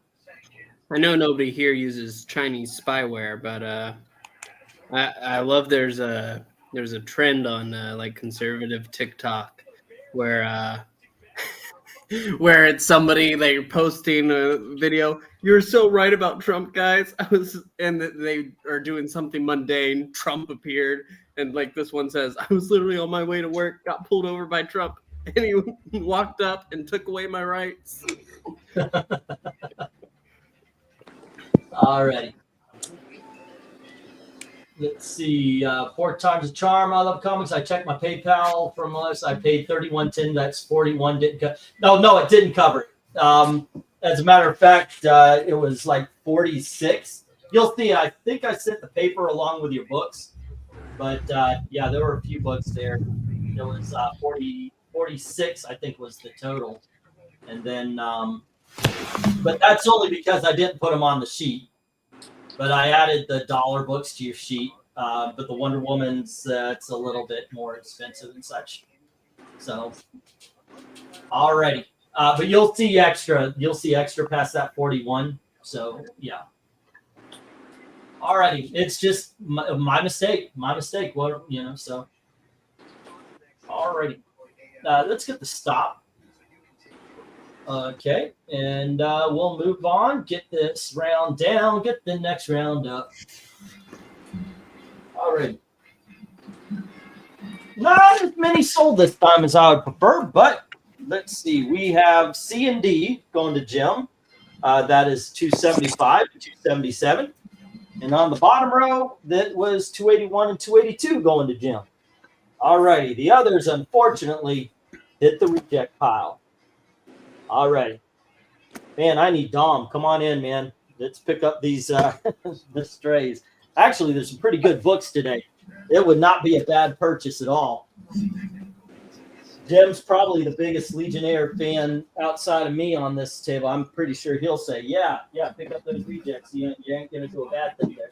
All righty, the big dogs. You guys have seen them before. But let's get these up. I need to put some up. Hopefully they'll sell. 1, 2, 3, 4, 5. Alrighty. Starting with Bizarre Adventures, the Marvel magazine. This time around, they have a comic book version of Stephen King's story, The Lawnmower Man. We've got Moonraker. This is the movie magazine that went along with it, where they got the interviews and the pictures and all, trying to get people hyped up for the movie. We then have What If, number 25. What if the Avengers battled the gods? And we have Spider-Woman, number 16. There you go.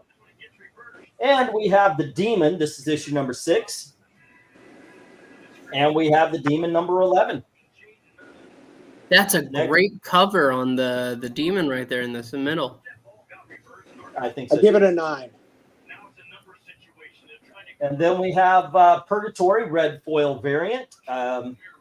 It is the Vampire Myth, number 1. There you go. And then we have X-Men Annual number 9, Storm the Asgardian, and Spider-Man Annual number 11. And finally, we have the Further Adventures of Indiana Jones issue number 1. All right. Bidding begins as soon as I put in the lot. What are we on? Number 10, right? Number 10. Okay. Lot number 10. This is an awfully tempting lot you got here. There's some good stuff here. It's been good stuff all night. On the Extreme Movie Show, I, along with Rob, we go ahead and we go through the James Bond films. Moonraker, while not completely one of my favorites, it's still a great time, easy to enjoy. If you don't want to pick up that magazine, you're making a mistake. Moonraker had one of my favorite James Bond things. Jaws?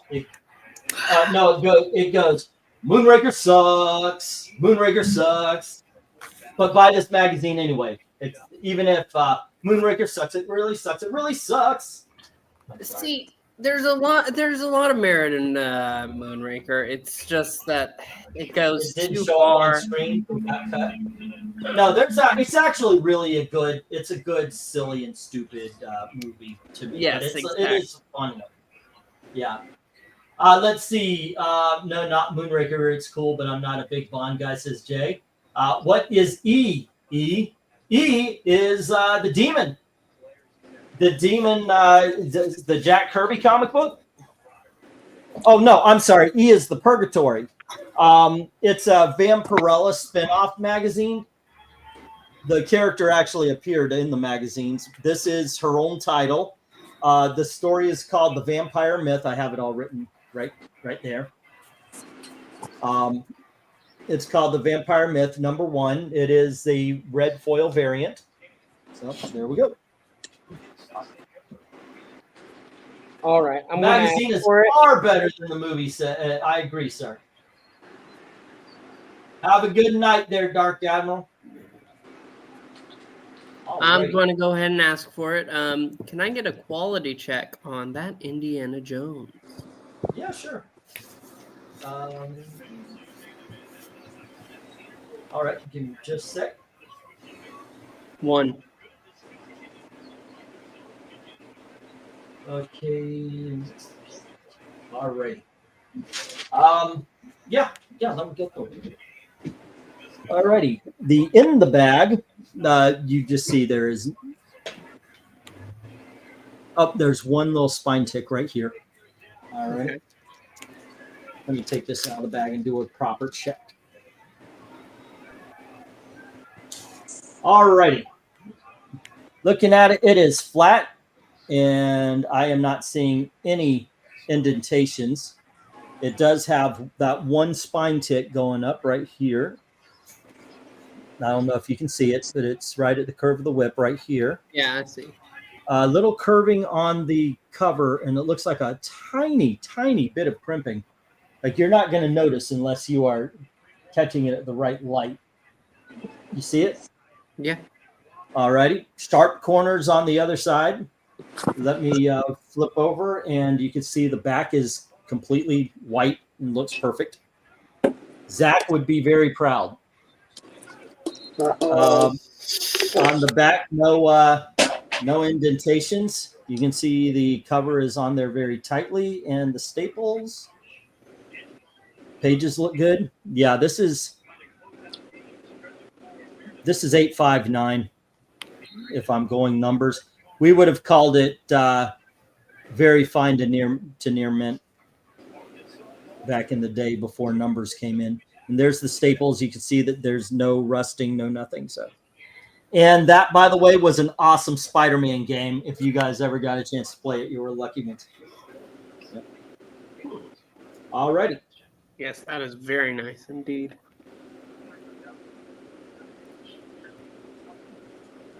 There we go. You still game, Pixel? Do I what? Do you still game video games? I mean, all right, we had an $8 bid on EV from Vincent. I'm often too busy. Too busy working. Yeah, work kind of ruins video games, doesn't it? Yes, it does. And you have to prioritize the things that you like. So, like my live streaming, I could just play games during all my live streams, but I don't want to do that. I like hanging out. I was thinking about doing that. I hear you. I was thinking Why can't you guys setting up suck my more? camera.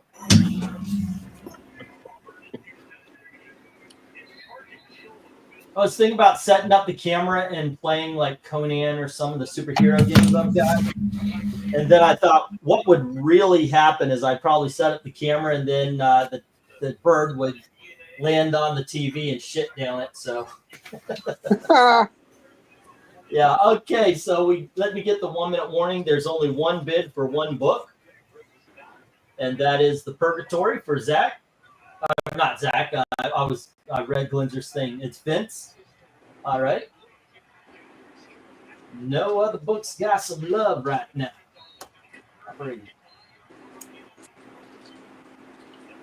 Dun, dun. Dun, dun. So it says here that Gallego wins the Arizona Senate race with 76,000 more votes than Harris, and 31,000 more ballots were cast for the Senate than for the president. Yeah. Yep. Yeah, nobody's calling shenanigans on that one. Well, That the just rhinos means aren't, nothing so it guess doesn't matter. Yeah. That needs to be challenged like nobody's business. Sure does. The rhinos need to be prosecuted for treason. All righty. So let me get the stop. There you go. Only one book got a bid. It looks like Johnny C is going to take his first loss as Arkenstone's head coach. Vincent had Purgatory. I'll put that there, and everything else hits the reject pile. Arkansas fire Sam? Well, they hired John Calipari in the offseason, yeah. Oh, you're talking about basketball. Okay, Yeah. that's right. I forgot. Well, as soon as I said that, Arkenstone just hit a 3 to get it to within 3 with 22 seconds to go. Oh, Baylor missed. Baylor, who came into the season number 8 but lost to Gonzaga by about 40. All right, gang. I showed off the individual books. If you want to see individual books, just request. But here is Nick Fury, Agent of S.H.I.E.L.D. That is 1 through 7. All righty. It's 7 books, $7.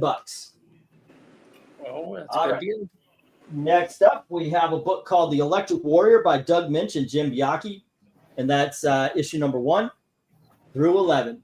And that's actually less than $11, $11. It's actually only 10. There you go.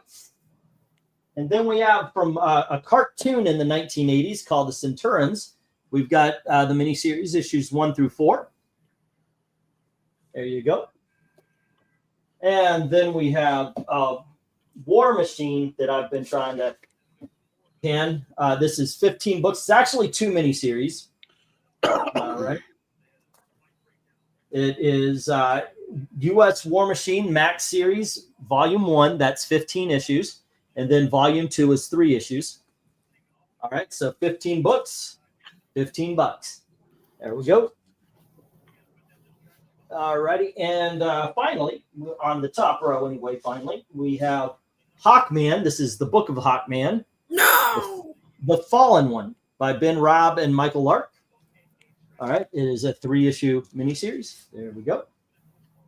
We're going to put that there. You broke Okay. Next up, we have, this is, really, do I have these in that order? Let me check real quick here, guys. That just seems weird. But, nope. Wait a second. What am I looking at here? Oh, okay. Here we go. Yeah. Okay. Next up, we have by Tony Isabella, The Shadow War of Hawkman. This is issues 1 through 4, plus the special that goes along with it. So there we go. And next up, we have 1 through 17 of the 1980s run of Hawkman. There we go. Is that a full run, or how far did this go in? I'll check, but that's pretty close. What's that? Which one? It's the 80s, the Tony Isabella. 17. 17 issues. So this is the entire series. Nice. All right. Dave, you remember that off the top of your head, Breen? Wow. Mm-hmm. Impressive. I know, right? It's amazing what he remembers. Okay, Yeah, what he and then we have 1 through. This is 1 through 15 of Hawk World, and annuals number 1, 2, and 3. So that's 18 books, $18. There you go.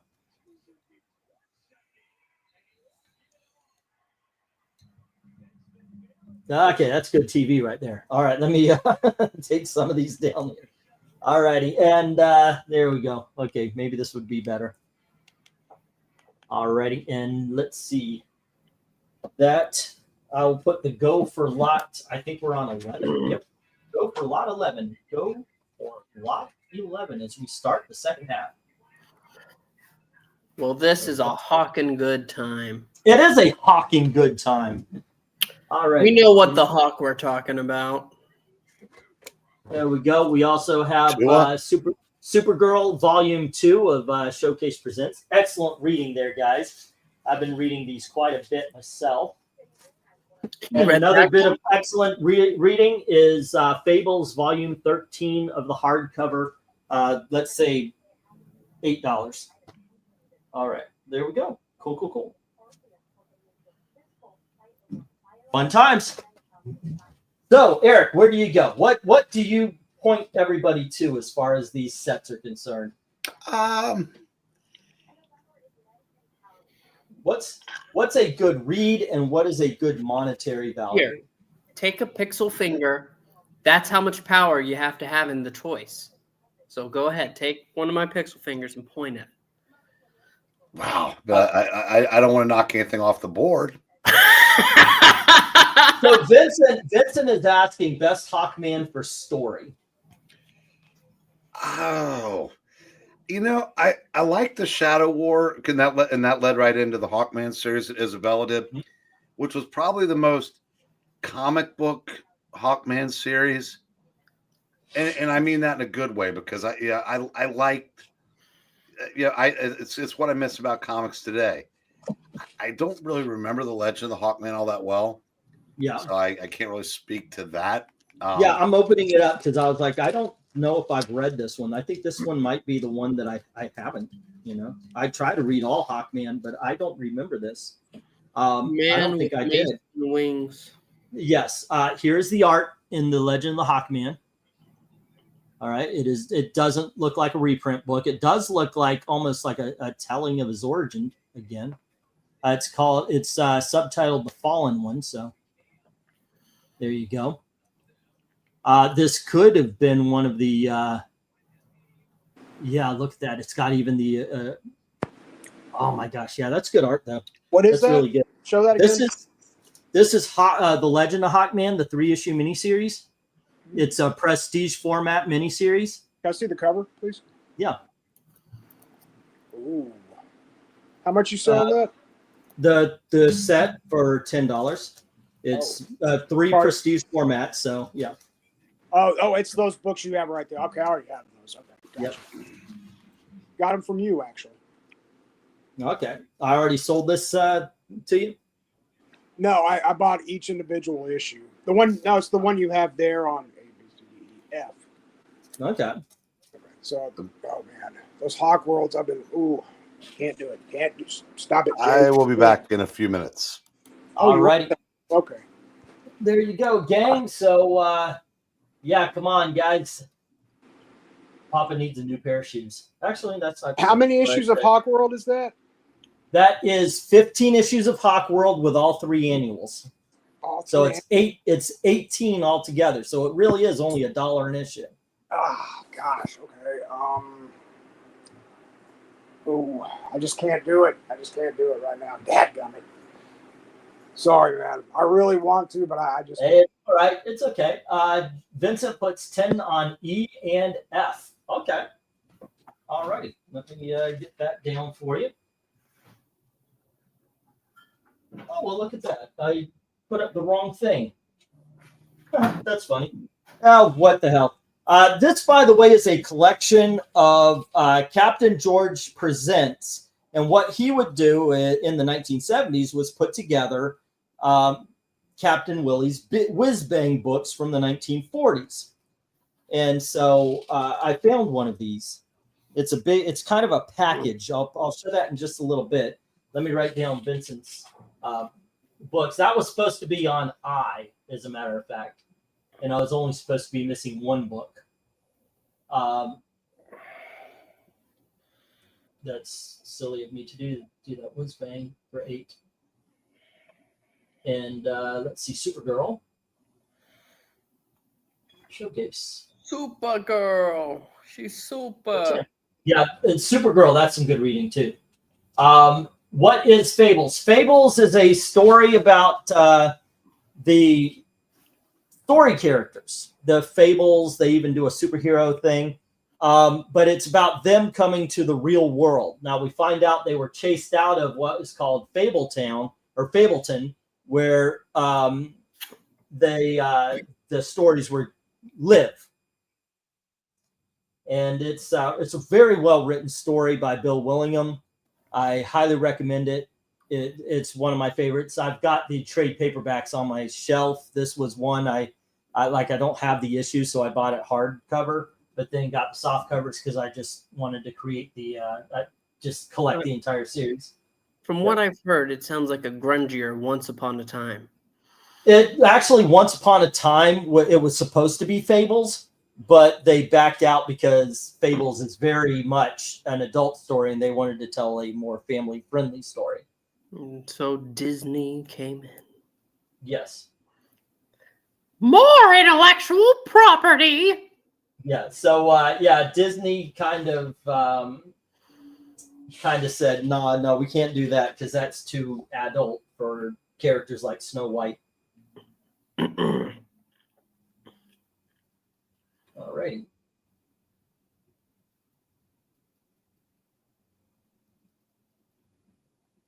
Okay. Wait, what's going on there? 3? Okay, I got it. All right. Cool. Wolf Among Us 2 slated to be released hopefully 2040. Yeah, and then we got 10 on J, the Fables book. Alrighty, cool. And I hope you enjoy that. Alrighty. Anybody see Bill Maher's opening monologue after the election? Is that where he said that the Democrats need to look in the mirror? Yeah. Yeah. Then he looked I do think it's weird. A lot of pundits are blaming everything but, and he's right. You do have to see what you're doing wrong if that many people go against you. Yep. Alrighty. Yeah, he is not lost and crying like Jimmy Kimmel. I don't understand that, but hey, look, I would not have felt good if Kamala would hit one. It's just that's just the way it is. I can understand people being upset, but would you cry on national television? I would not have, no. That's what I thought. I didn't cry when Biden won. It wouldn't be like that. It'd be like, all right, we're in for some tough times. Buckle up. Buckle up, Buttercup. All righty. Let me get the 1-minute warning. And I'll read these off. I think Vincent is the only one who bid on any of these. But let's see. There is no love for Nick Fury, Electric Warrior, the Antivirian. Oh, okay. Wow. I'm having a hard time reading my own handwriting. That was supposed to say Centaurans. Iron Man, or let's see, on the top row, Hawkman is to Vincent, and on the bottom row, we have the Hawkman Shadow War to Vincent, as well as the Fables. No love for the Supergirl, or Captain Willie's Whiz Bang. There we go. And let's see, no love for any of the Hawkmans on the bottom row except for that first one. Took me forever to read that. I don't think that's fair. Listen, it's What? just I would be bidden on that on definitely Shield, but a couple of those Hawkmans, if I had money. I just don't. So there's love for them, but there's no funds for them. Right. That's true. I've just started saying no love for a long time ago, and it's just what's carried me through. That's all. I know. I'm just giving you a hard time. Alrighty. And then we had Hawkman Shadow War for Vincent. Alrighty. And those were both 10. And then the Fables. Fable. There we go. Alrighty then. Oh, and Vincent's, your books are on the way. Cognitive dissonance will take some time to clear, assuming Trump doesn't summon the devil in the first day of office. And we don't know. He may be doing that right now. We could have been duped. or we were just okay with it. So long as it wasn't Kamala. Satan brought up by Kamala. Satan brought up by Trump. Let's go. Yeah, there we go. Yes. All right. This is where the books the reject box looks a little worse for wear than. Gentlemen, I'm going to go get something to eat, and I'm going to chill out and go to sleep. You guys have a wonderful evening. Thanks for having me. All right. Well, Wow. you too. Oh, I almost put Vince's books in the reject pile. We're dropping. When I do sets and sets don't sell, it fills up the reject pile a lot quicker. All right. There we go. We just And, keep them as sets. Save them for a bigger night. Yeah. They'll show up again. That happens, you know.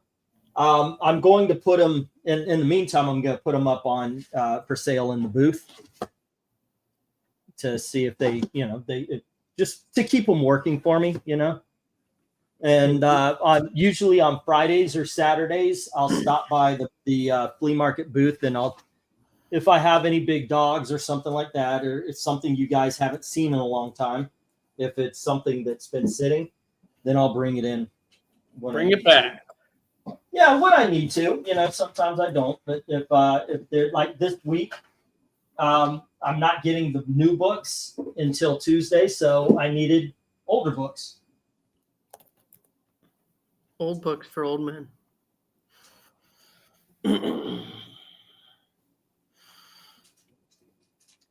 All righty, kids. We got some sets in these. These are, let me change the banner. These are $5 books. I still got the $3 banner going. I should have had but here's the $5 because we're done with the big dogs. All righty, and we are on lot number 12. So go for lot 12. Now I have 20 lots. Usually I do 20 lots on an auction. But in case we're moving quickly, I always put in 2 or 3 at the back, just in case. Here we go, guys. Starting at $5, we have Ultimate X-Men. This is issues 1, 2, and 3. All right, all in one. There we go. Next up, we have Excalibur Special Edition. Heir Apparent is what it's called. And then we have Marvel 2-in-1, The Thing, with Spider-Woman, The Final Fate of Giant Man as well. So there we go. Hey, that is exciting stuff. And then just to continue the Hawkman trend, we have Hawk World issue 21 through 25. It's a story, you know, series within a series. There we go. And then we have JLI or JLA or just Justice League issue number 1, the Bwahaha season. Next up, we have Green Lantern. This is called the Phantom Lantern. And it's issue number 14, issue number 13, and issue number 12. Alrighty. And then we have Legion of Superheroes. I told you it was coming. We have issue number 310. This serves as one storyline. Issues number 309. There we go. We have issues number 308 and 307. And since I'm asking to buy in one bulk, I figured let's go to the $5. Alrighty. And here we have Black Hawk, which is a mini series by Howard Chaykin, issue number 3. We have issue number 2 and issue number 1. Now, normally, this is an $8 to $10 series because it's prestige format 3, but I got it for a price. This is the first time it's up there. It's the last time it's going to be $5. So if you're interested, now's the time to get it. Same with Secrets of the Legion of Superheroes. I just needed a $5 lot. Didn't have anything, or I'd only had 5 things, so I figured I'd put some of these sets up there for it. So here you go. Here's issue number 2 and issue number 1. Price I paid allows me to do this, but I'm not making a lot of money on it. But there you go. And Krull number 1. There you go. That is the movie adaptation. Bidding begins at $5 each as soon as I hit that go for lot 12. Oh, I already pressed the go. There we are. Okay, I'll start the clock then. The clock is starting. Yeah. Oh, I literally have a clock. I want to find one for like I could put in the corner here. I think Oh, that so would we be could all see it? yeah. As is, I always start a clock that I run down so I don't stay on one lot, because a lot of times what'll happen is I'll lose myself in writing down books. But now I've got an alarm clock going off. It goes, oh, okay, put up stop or something like that. So I can keep this moving at a faster pace at the very least. If we're not having bidding wars. That's fair. That's fair. Alrighty. All's fair in love and war. All fair in comics. Aren't you supposed to put up the books before the go? It's my show. I'll do it however. Kinda, sorta, not really, you know. Well, the thing is, I don't want to forget, so I did the go for lot 12 already. So, but yeah, you're right. I get what you're saying because, yeah, you're absolutely right, Jim. I should put them on after all the books are up. That way, everybody has a fair starting point. You're right about that, sir. Let's see. Vincent says 5 for H, which is the Black Hawk. That is a good deal. If you want my personal opinion, go for that bottom row. That is absolutely the best deals right now. So, yeah. All right. And Vincent has the Blackhawks at 5. And let's see. Have him. Glenzer went for the Crawl.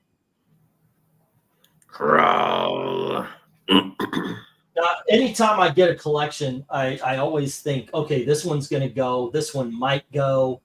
And sometimes I'll find a book and I'll be like, no way in hell this one's going to sell. But You got well, no, if I'm looking up, okay, Hawk World is not sold as a big set, so I don't really expect the miniseries to go, right? It's a series within a series, issues 21, 22, 23, 24, and 25. But if issues 1 through 15 didn't go, or maybe somebody might think, why don't I just get this one? It's a smaller version of the other stuff. And if you like that, then you can try the $15 to $18 miniseries. I think Brian Michael Bendis has destroyed everything he's ever touched. So Ultimate Comics are kind of out. So I don't know about Ultimate X-Men. Plus, there's a lot of weird things in Ultimate X-Men. Yeah, a little bit.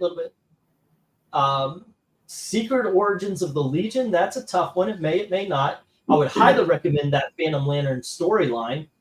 But the one book I knew was going to sell was Krull. No freaking way that doesn't get sold. Austin going ahead and saying, ring for us. I don't For know. 2011, just called it once its music back. What? I know that wasn't me because I don't listen to 2000. Did I quote music? 2011. I don't know. Did we? I don't know. Or is it in the background somewhere? I don't get that. But no, I'm not a big fan of music after 1989. So let's get the 1 minute warning. I've always been a song guy, so like if I like, I'll like certain songs and they'll stick on the playlist for a long time. But other than that, and right now we have Vincent with H and Glenzer with J. The Blackhawks for Vincent and Krull for Glenzer. all right. Well, we have a minute. I thought of a question while I was cooking food and listening in. Okay. Mostly because I was just curious about the answer, because I know my answer, and it's a pretty bad one. But what is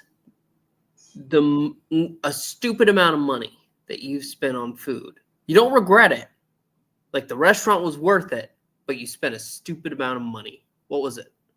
We went to California Grill for Elizabeth's birthday. Now, the story behind it is... Oh, hold on. I just got to stop. The story behind it is that Elizabeth had we had stomach trouble, and they kept telling her, they gave her medicine to fix it, and we were saying, you're finally back. Okay, cool. It turned out colitis. They didn't fix it, but we said, for your birthday this year, because you were good with your medicine, your diet, the whole 9 yards, we'll take you to California Grill. And so we saved up, and I had a charity live stream, which was flat out, guys, please help it. I really want to do this for my daughter. God bless her. And we went out to California Grill. And I've got a video for it on the Disney Channel. It was a beautiful meal. Elizabeth got tuna, like tuna 3 ways or something like that. And I remember my wife got this really good chicken dinner. The boyfriend that we found out was abusive got a $50 piece of steak, which now I want to drag it out of his stomach. My daughter got lamb 3 ways. It was brilliant. And I got this lychee glazed salmon dinner. The dessert was awesome. It was a blueberry torte with popcorn ice cream. It was ice cream flavored like popcorn. It was amazing. I tried a little bit of everybody's. We had appetizers, a charcuterie board. It was awesome. Even bought a couple of alcoholic drinks, which we normally don't do. And the entire bill came to $400. I think $435. Around $500 after tip. That's yeah. That is a stupid amount of money to spend on a dinner. Now, I didn't pay for all of it. We invited Ashley and her boyfriend and said, you guys are paying your own way. We're only Okay. So really, I think our tag went to about maybe $350. Okay. Yeah, but that was a silly amount of money. That was about 5, 6, 7 years ago, 8 maybe. It was a long damn time ago, when the channel was doing a fuck ton better. But yeah, that was the time. That was Why? How about you? What's the mostest you spent? Morimoto's. Morimoto's. Okay, that's an expensive place too. Yeah, it's very expensive. My brother and I were in Disney Springs just looking for something to do, really. We wanted to celebrate. We had just gotten the apartment all signed. We made our first payment. We're like, okay, let's go ahead and do it. Let's enjoy ourselves. So we went to Disney Springs, and we were going to actually go to the boathouse, just get some lobster bisque and a couple appetizers, which still damn, that lobster bisque is awesome, dude. I remember you and I had that first when you and I went to the boathouse. Hold on, hold the story just a second though. Yep. Okay. Vincent has Blackhawks, and Glinzer has the Kroll. Everything else hits the reject box, and man, it is full now. Okay. There we are. I'm going to have to start a whole new box for the rejects, unfortunately. Yeah. I think we are at the tip and top of the rejects over here. But we are going to go back to some $2 books, ladies and gentlemen. All right. Oh, nope. First, we're going to stop in $3 book land. Okay. Let me change the banner to $3. Banner. Here we go. All righty, kids. And next up, we have Legion of Superheroes, issue number 200. Whoop, fucking donkey. What did the donkeys ever frickin' do to you? Let's go to some $2 books, and then we'll go back to the $3 books. All right. Just because you said it so nicely. Yes. Okay, I'm going to do that. Sorry, guys. Those prices aren't so bad. Go to a sporting event, 10 for a 12-ounce beer. I know, right? Me and my wife discovered a long time ago when we go out to Disney or when we went to the theme parks, never waste your money on burgers. Seriously. Because you could end up spending $30, $35 for a dinner for 2. And we said, no, let's go to the restaurants where you might spend that much, but you get a good sit-down dinner. You know a good burger, though, in the parks? What? Wimpy's. Wimpy's? I know, right? Here's Blue Beetle number 2. And here is Blue Beetle issue number 13. And we have Blue Beetle number 14. Next up is Blue Beetle number 15. And here is number 16. All righty. And then we have Booster Gold number 2. That probably should be a little more. Blue Beetle issue number 3. And we have Blue Beetle issue. I'm sorry, I'm saying Blue Beetle. It's Booster Gold. Booster Gold issue number 4. Booster Gold number 17. And Booster Gold number 18. All righty. Bidding begins at $2 each. As soon as I hit the go for lot number 13. Jay, take off or Yeah, Yeah. for the night or just for the night. Ah. He said he's sleepy. Yeah, I don't know what that was all about. Go for lot who am I 13. going to talk sports ball with now? So, what was the craziest amount of money you've ever spent at a restaurant there, Eric? Nothing anywhere near that. Oh, yeah. Really? Mm-mm.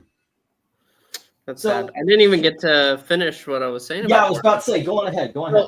Please. My finish. brother and I, we went out. We were trying to go to the boathouse. They were packed. We were not getting in. Even to go like sit at the bar outside, we were not getting in.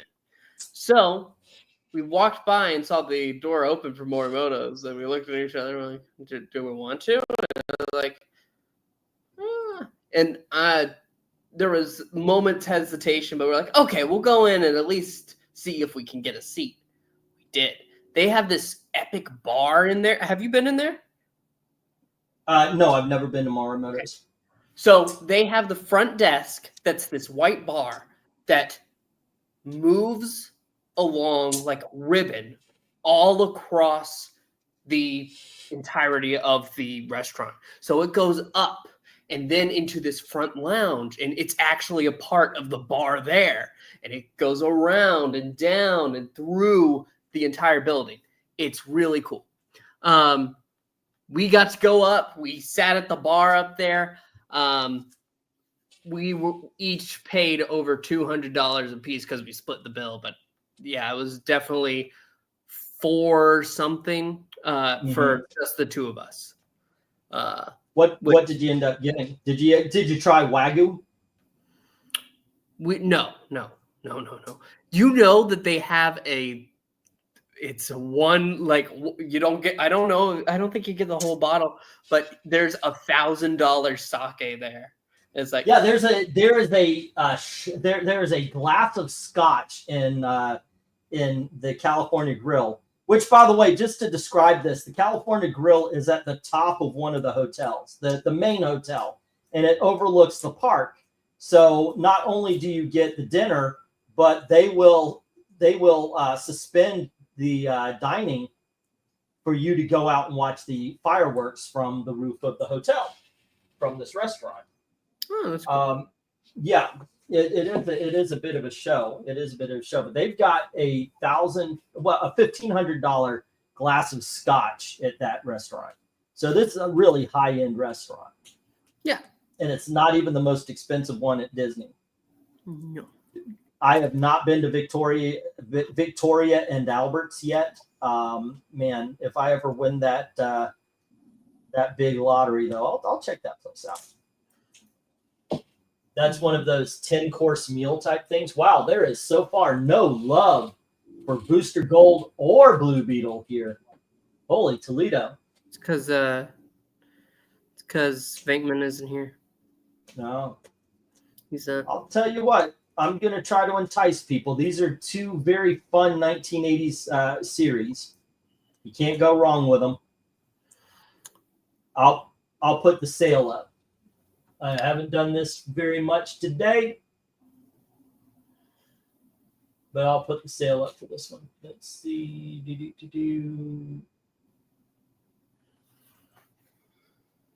Clear the lot for 25 or take 5 for 10. All right. If you did that, which would you go for? Booster Gold or Blue Beetle? Which one is your favorite there? I like the booster series a little better. Yeah. Yeah, I think so. I think he's just, there's something about Booster Gold that people really just glom onto. Alrighty, and we are about time for the 1 minute warning. There we go. Jay Lucian is still in the chat. Alrighty. No, but here's the thing. Even though we spent so much, I should have gotten what my daughter got at California Grill, the lamb. Oh my gosh, that was so good. My lychee glazed salmon did not taste so much as lychee as it did salmon. You know, I don't like a fishy piece of fish. That wasn't even the best meal I ever had at the parks. The best meal I had was in the Mexican pavilion at Epcot. I literally licked the plate. I didn't give a shit. That was incredible. I don't care if I'm at a restaurant. If it's that good, I will lick the fucking plate. Gail made fun of me for it, though. What's the best one you had at Disney? Me? Yeah. That's a hard question. The best dish, right? Yeah. Okay. Yeah. Sure. Yeah. The best meal you had. Now that Boma Cafe, that was really good with the African food. Did you ever go to Ohana's? No. So by the time, oh, go ahead. Okay. Ohana's, and I haven't been in a number of years. Yeah. It is a family style dinner. And you sit down and they go ahead. Bring! I made Wait, that. what'd you just say? You go ahead and sit. Oh, Eric, what'd you just say? Ring. Ring. that's right. Oh. Just like that. Wait, can you guys hear the alarm now? Yes, we can. Did you do that while I was gone, Pixel? Yeah, I did. It's good. Like I said the other night, have tropes, will travel. Oh, wow. Okay, so I guess, yeah, that is the ring part is the stopwatch that I'm following to keep things from slowing down. All right, anywho, let me get these down since they're all rejected anyway. There we go. And we'll move on to the next. I'll do all the $2. I'll do all the $2 that we've got left, and then I'll pop back to the threes. All right. Okay, so Blue Beetle and Booster Gold hit the rejects, and we got one more $2 lot. Oh, god damn it. Okay, we'll pop back to the $3. Banner threes. Where are the $3 book? Banner, here we go. Go to comments, not in stream. It sounded like a rotary phone. Yeah, that was my choice. All right, we're going to go back to the threes, and here we go, ladies and gentlemen. We have Legion of Superheroes number 283, and we have Legion of Superheroes number 284, and here's Legion of Superheroes issue number 285. Issue number 286. We have issue number 287. Number 288. And here is issue number 289. Going to take a little bit of a jump here. 295. 296. And 297. Alrighty. So it is a complete run from 283 all the way up to 289, and then 295, 296, and 297. Earlier I had 299 at least. It will start at $3. So let me get the go for lot 14. All right. And it is $3 start. Okay. Sound like a rotary ring. Yep. Oh, kidokies, artichokes. Still, excellent freaking comics. If you haven't tried these, ladies and gentlemen, I do highly recommend them all. Looking through, in particular, you see that big old Cosmic Boy? That one, the one where Sunboy is holding the dead body of a Green Lantern, and the Wildfire at the very beginning, number 283. Okay. So was there ever a time you went to a Disney restaurant then and said, not worth it? Like you spent the money and was like, nope, shouldn't have done that. Every time. Every time. No, well, there've been times when I haven't spent money, but money has been spent towards it because we get like discounts because my parents are, or my father is a Disney. Something happened to your mic. You sound like reverb. I do? Yeah, you sound very, like you're almost, you got your mic inside the mouth. Still? Yeah. That's weird. I don't see it. I don't hear it. You don't hear it? Well, hold on. Let me check. Maybe it's me. Okay, say something. Something. That was me. It was me. Okay, sorry. Almost making me leave. Anyway, what was the worst that you've had? Off the top of my head at Disney? Yeah. See, that's the hard thing. Theme park, but off the top, but generally Disney, but because they're the expensive shit. Nobody likes Disney anymore. I'm sure everybody's saying, bring back sports ball. I know Eric is. Well, I've found a good college basketball game, so I'm good. Okay. Listen, we haven't talked about parks in a long while. This is I've all but abandoned that channel over there. Yeah. Yeah, no, you have. What is something that you were just like, good Lord, that was not worth it? Because I've been to a lot of the restaurants. Most of them are worth it, but there were a couple of them. I always hear bad things about, and this is the opposite of what you just asked. I'm sorry. I always hear a lot of like rough things about like the 50s primetime cafe. But when it was a buffet, when I went as a kid, loved it. I always hear bad things. Everybody goes ahead and they put it down, and I'm like, okay, why? Okay, here's something I'll say. I enjoyed it, but my mother went with me and Gail one time, and we decided, okay, let's go there. I was saying let's go to the Sci-Fi because I always like the Sci-Fi diner, but it was a case where we went in. My mother ordered the pot roast, the roast beef, the pot roast. Now, if you say pot roast to a Southerner, we know it's going to be meat and vegetables and a sauce, gravy. And they brought a great piece of meat with 2 sprigs of, like if you've ever had a salad with carrots chopped, it was 2 pieces of chopped carrot on top. That's not a pot roast. That's not, but yeah. So yeah. Oh, you're welcome there, man. You're welcome, Austin. All right. Anyway, go on ahead. Primetime Cafe. Primetime Cafe. No, I'm saying the opposite. I liked it. I like when as a kid, I loved it. What's something you had to have had one meal where you went, yeah, no, this is not good. See, I try to push bad memories out. Okay, tell us where the uncle touched you. All right. To suppress your memories like that, something must have happened. I almost want to talk about Lord of the Who right now. Okay, I'm sorry, guys, if we're boring you with the Disney talk. To me, the Corral, the Coral Reef restaurant is shit. So that was mine.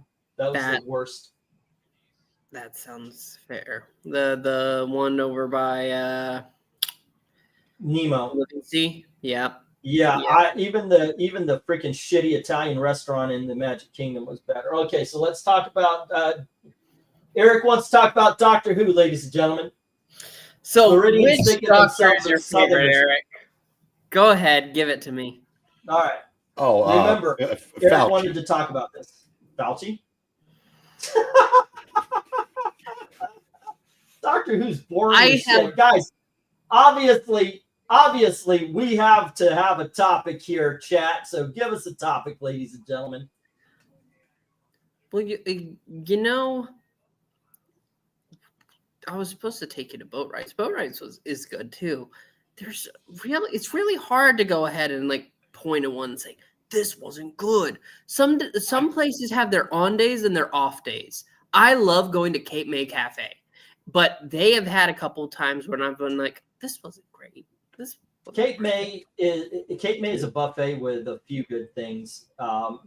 But my daughter, I'll tell you what, this is what got us to make it one of our favorites. Elizabeth cannot eat a lot of food because of her colitis. It just hurts her. It hurts her bad.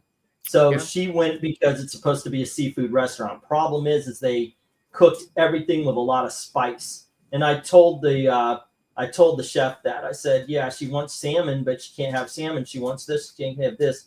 So that chef went into the kitchen and cooked food specifically for my daughter. He brought out a freaking feast.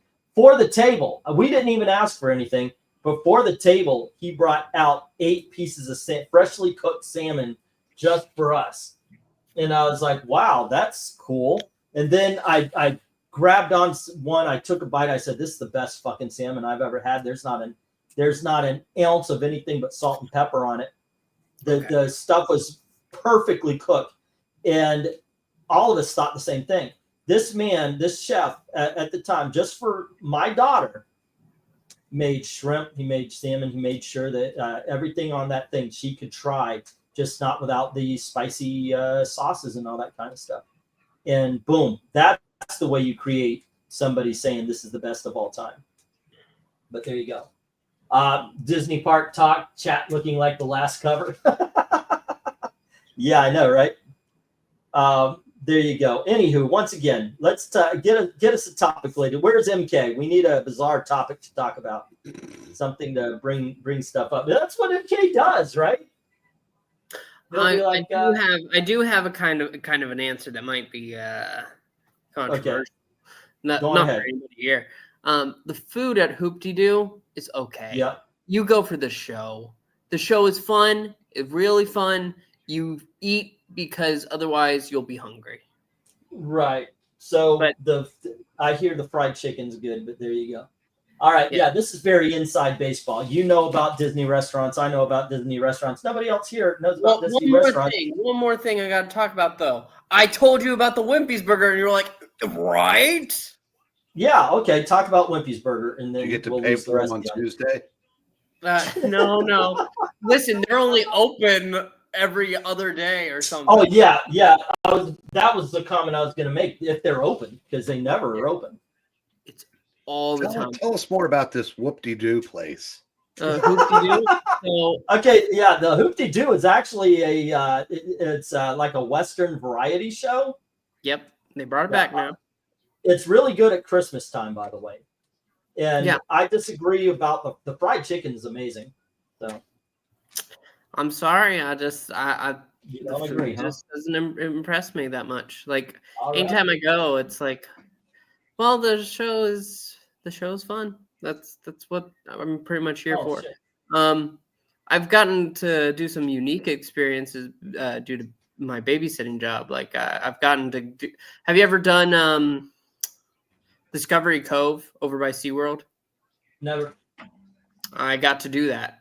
I've never been raped by a dolphin. No, I haven't. So twice. Well, the dolphins you have to pay to get raped by a dolphin. So my family, the family that hired me, didn't do that. So no, you should go back and tell them you deserve to be raped by a dolphin. Can you get raped by a dolphin at Whoop-Dee-Doos? Unfortunately, not. The last time they tried to have a dolphin dancer, it just flopped around and it died. It was very not Disney. Well, modern Disney, yes, but back then when people tell me how it died. I want to hear how it died. The dolphin on the stage at Hoop-Dee-Doo? Yes. No water. Well, someone misgendered it and it just died of a broken heart. Died, yeah. Well, while it needs to stay wet, it's a mammal. It breathes air. Yeah, but not forever. I don't breathe air forever, England team. All right, then you would die like a dolphin. God, there had to be some point in my life where Saturday nights were more exciting. I was wondering when we would break you. Okay, so here we go, ladies and gentlemen. Yeah, Time of death. That's funny. 10:35. Jim. Yeah. Okay, so Jim did have a couple. He says 284 through 389. All right. Let me get that down. There you go. Okay.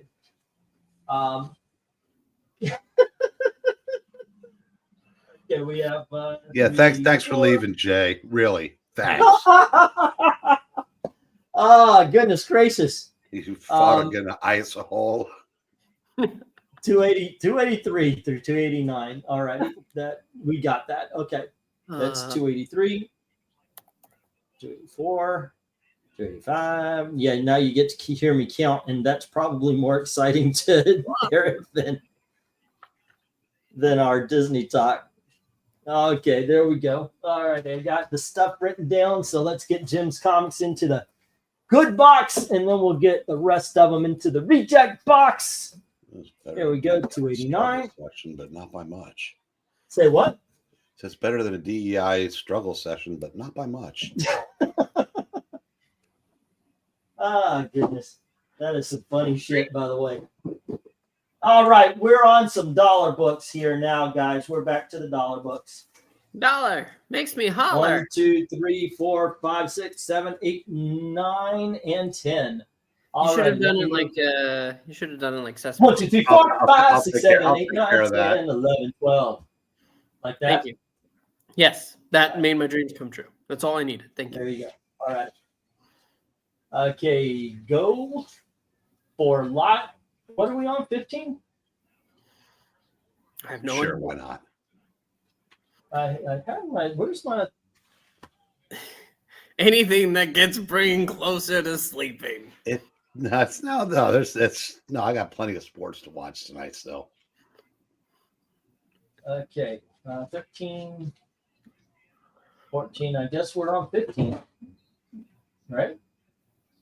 Just or 16, I guess. I don't know. I guess I haven't been selling a lot here. Okay, in the $2, the last $2. Okay, here we go. We've got Legion of Superheroes issue number 215. This has a subscription crease, it looks like, and I just couldn't put it in the $2 or $3 and feel good. And then we have the annual number 1. 2. No, it's annual number 1. All right.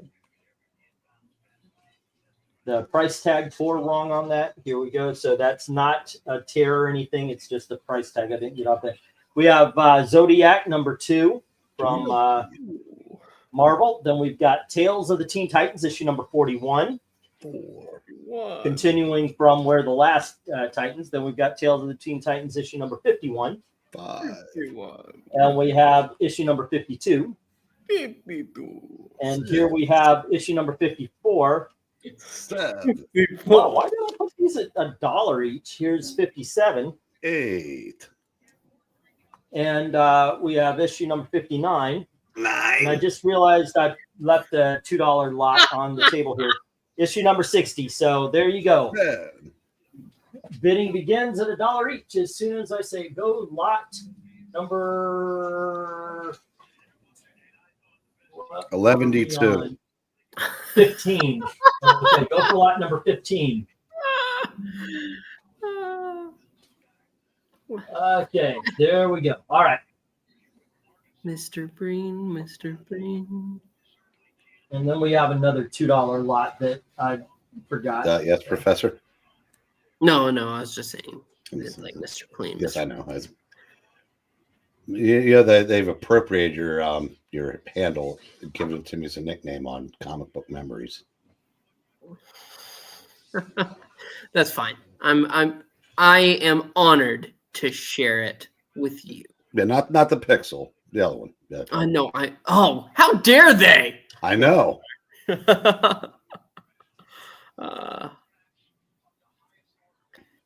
Wait, what? I have no idea. Listen, we're just making conversation here. We're having a good time. Saturday mornings, they call me the professor. Ah, okay. It's because they can't get me on there. Yes. They're coping. That's right. All right, we got $1 on G and I, the Deathstroke issues and the retelling of the first. By the way, Pixel, when you go to these fancy restaurants, does everything become finger food? That's funny. You can't see it, but there's a finger for you. Gee, I wonder which one. All right, kids, give me a moment. I'll be right back. Okay. You have a moment. All right, we got $1 on B from Jim, and that's the Legion Annual. All right. Get that clock going. There you go. Hello, Elizabeth. How you doing? Okay. Oh, that's nice. That's nice. Legion Annual 1 for Jim. Good night, nurse. Really? What happened? That somebody's banked in a 3 from the side. That's almost impossible. It's when you miss a shot really badly and you get bailed out. Yeah, I know. All right, and that's Tails, Teen Titans number 59 for Austin. And we have Tales of the Teen Titans number 54. Tales, Teen Titan 54. Okay, let's see. Can we, Jay says, hi, Elizabeth. He's doing it in all caps, so it's more like he's screaming at you. Hi. There you go. Okay, Elizabeth, scream back in all caps. Right. Apparently, Jim meant to bid on A and not B. I'm guessing. All right. And that is issue number 215. Okay. This is a 10 for 10 lot, by the way. You think? Yes. Everything on here? I agree. The only, well, I got to say 9 for 10 because I haven't read the Dark Reign. Well, I can say that Dark Reign was one of those events where every side series was worth reading. It's amazing how, if you look at some of those, the people that did those, Marvel, wishes they had that kind of talent now. Yeah. Speaking of, I was reading a 80-page giant. Remember Legends of the DC Universe from the late 90s?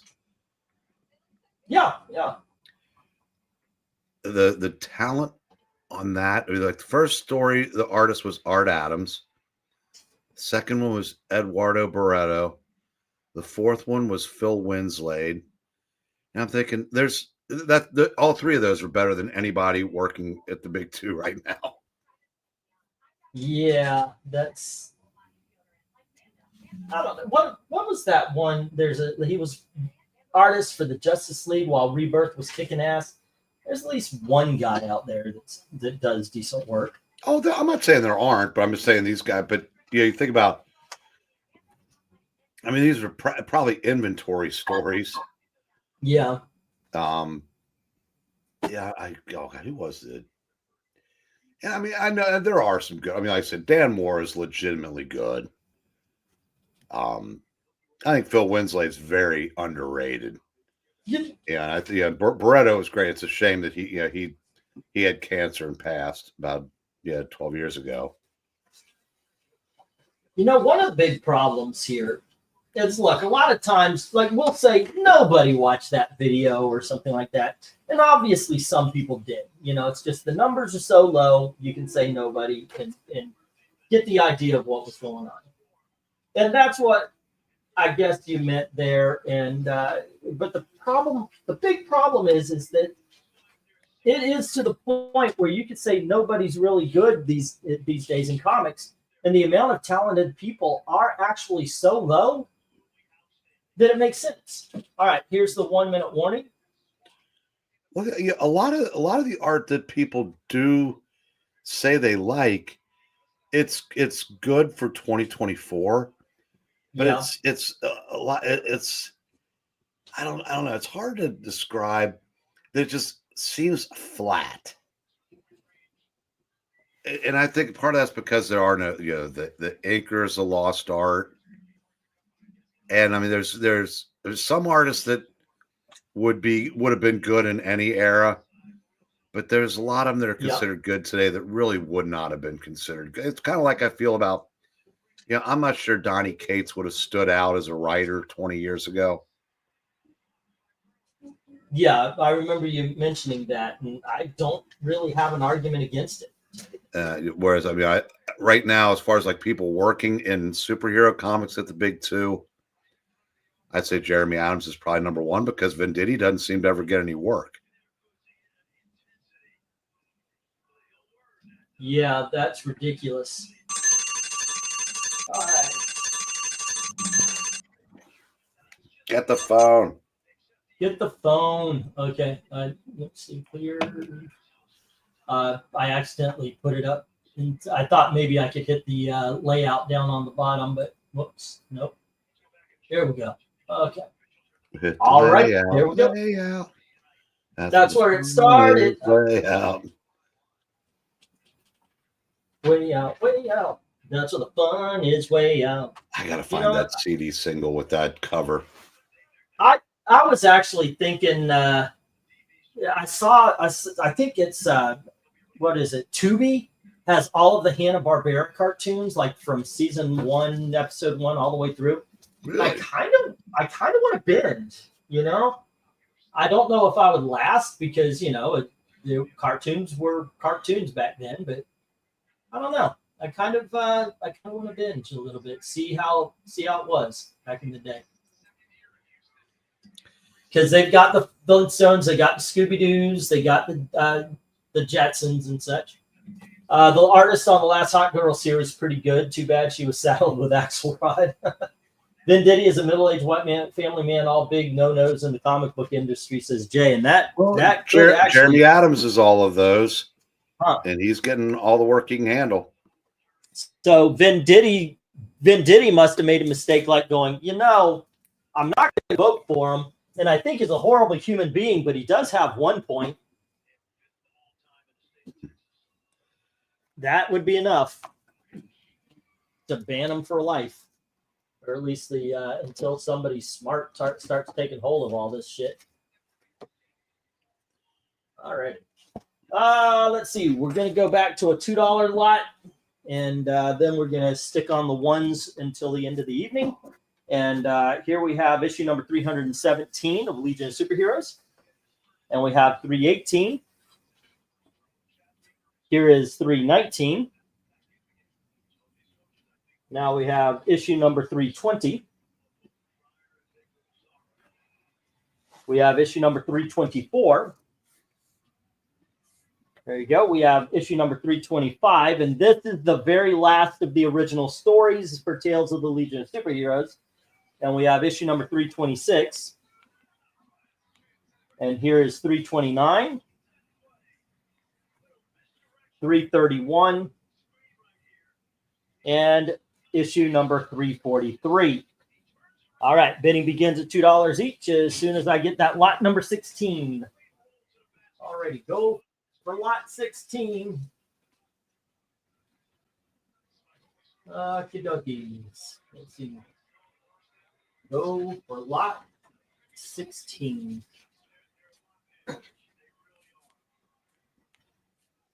Okie doke. Good stuff. Actually, very good stuff. Legion of Superheroes freaking rocks. And that first issue, the first two on the where you see Wildfire, this one and this one, definitely get those. Not kidding. They're freaking awesome. And I'd get anything that highlights Wildfire, but these two absolutely. And any before that as well, I can highly recommend. Alrighty, cool. We are moving right along here, actually. Boop-a-doom. We got some more Justice Machine. We got some Wally Wood coming up in the next lot. We got Green Lantern. We've got some Batman, some X Factor. We've got some Thor. We're ending the evening with Thor tonight. So good stuff. All right. 17, 18, 19, yep. Oh. But I don't know. I've just had nostalgia for the older stuff. And also, me and Gail, we're kind of skipping right to Christmas at this point. I mean, there is Thanksgiving in between, but we are just let's go for the Christmas stuff. Anybody else feeling that way? Like the stress of this year, it's just let's do some Christmas stuff. Well, I was gonna say real quick, Venditti's only 9 years older than Jeremy Adams. Jeremy Adams is pushing 50. Guess he was a screenwriter, for a while. He must have started having kids like when my brother did, because his kids are pretty young. Yeah, I just looked him up. I was stunned when I found out. Yeah, I didn't realize he was quite that old. But when I thought he was like in his 20s.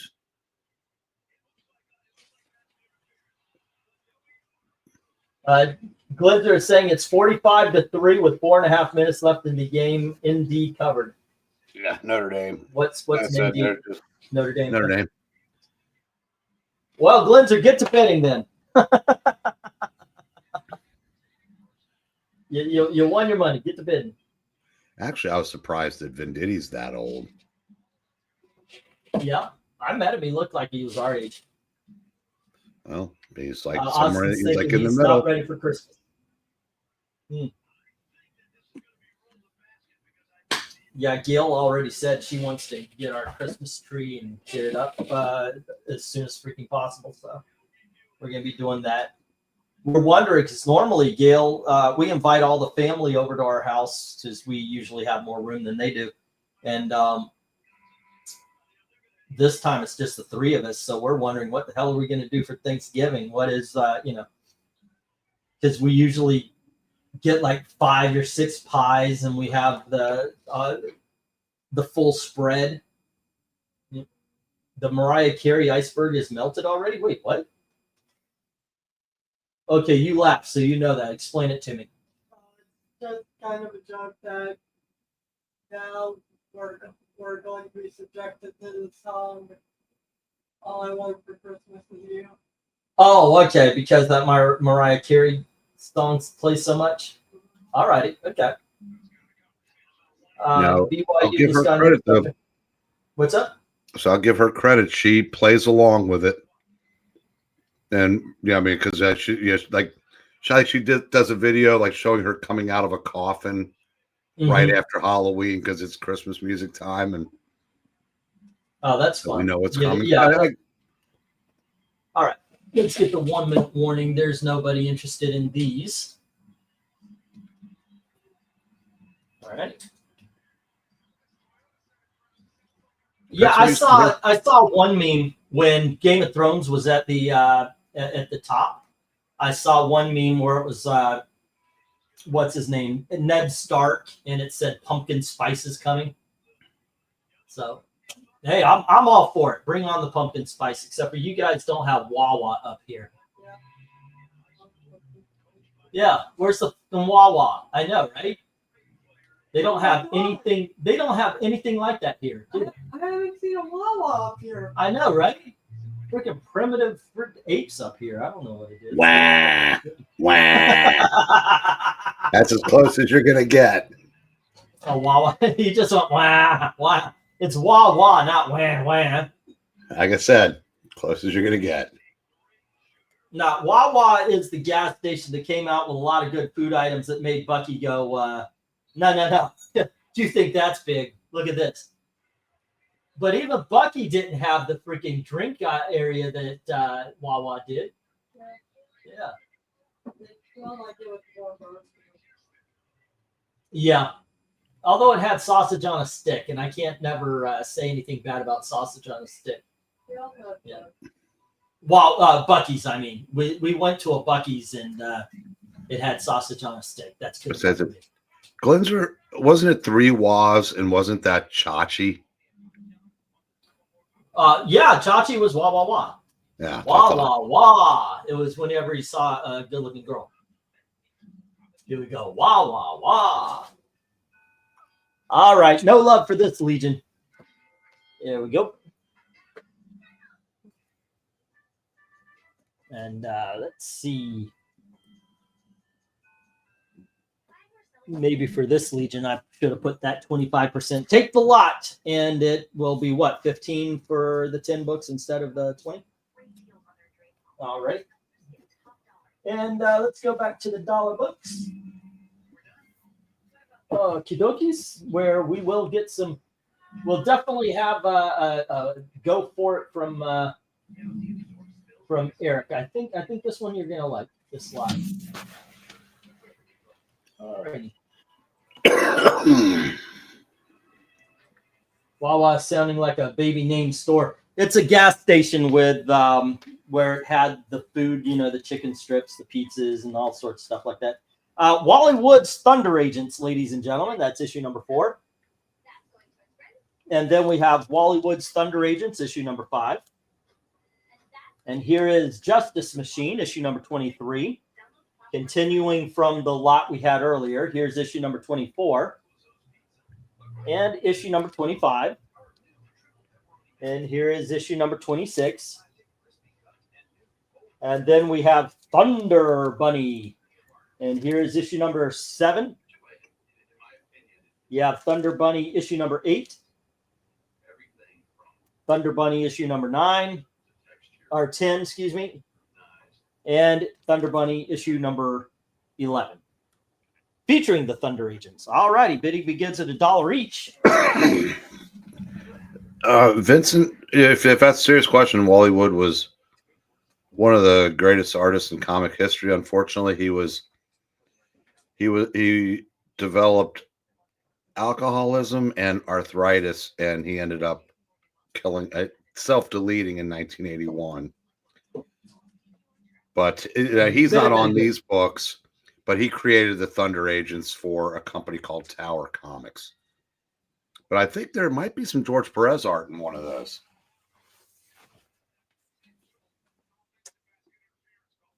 All right. That's kind of funny that both you and Eric and Boyd started with, if you're not kidding, because we all know how big Wally Wood was. For a little historical, Vincent, Wally Wood was the guy who created Daredevil's red suit. It was, it was the yellow and red until Wally Wood came along. And he did some work for EC Comics and some other companies at that time. And there are several compilation books of his work that you can find out there. I'll tell you straight up, seriously, that's a good start right there, because that's reprinting his older stuff. Those 2 Thunder Agent books up there. Are you sure about that? I'm pretty sure. Pop was open because wasn't this a miniseries? Well, there was like 3 or 4 things in that time frame, but I want to say those actually were new stories. I could be wrong. You think these are new? Okay, maybe I'm thinking of something different. I want to say George Perez did the art on at least one of them. Now we're okay. No, this looks new. This is the art inside of the Wally Wood. That looks like Keith Giffen. It has to be Keith Giffen. Okay, let's see what if it says anything. This is The Night the Lights Went Out on Wall Street, and it's done by Dan Thomas. George Perez is the artist. Dan Adkins. So this is a new story with Wally Wood characters then, with the Thunder Agents. That's right. Okay. So Perez does the art on one of them. And then we've got Keith Giffen. Yeah. Was that anything like The Night That the Lights Went Out in Georgia? Yes, it was. Actually, it was basically a superhero version of it. And here, this looks very old. But we have Steve Perry, Steve Ditko pencils, Greg Thingson's ink, John Workman's letters. So, yeah, there you go. Yeah, this. Wow, this is I would recommend this just from what I just opened up. I would recommend just throwing $10 at the board there and at least having You know, all 10 of them for the time being.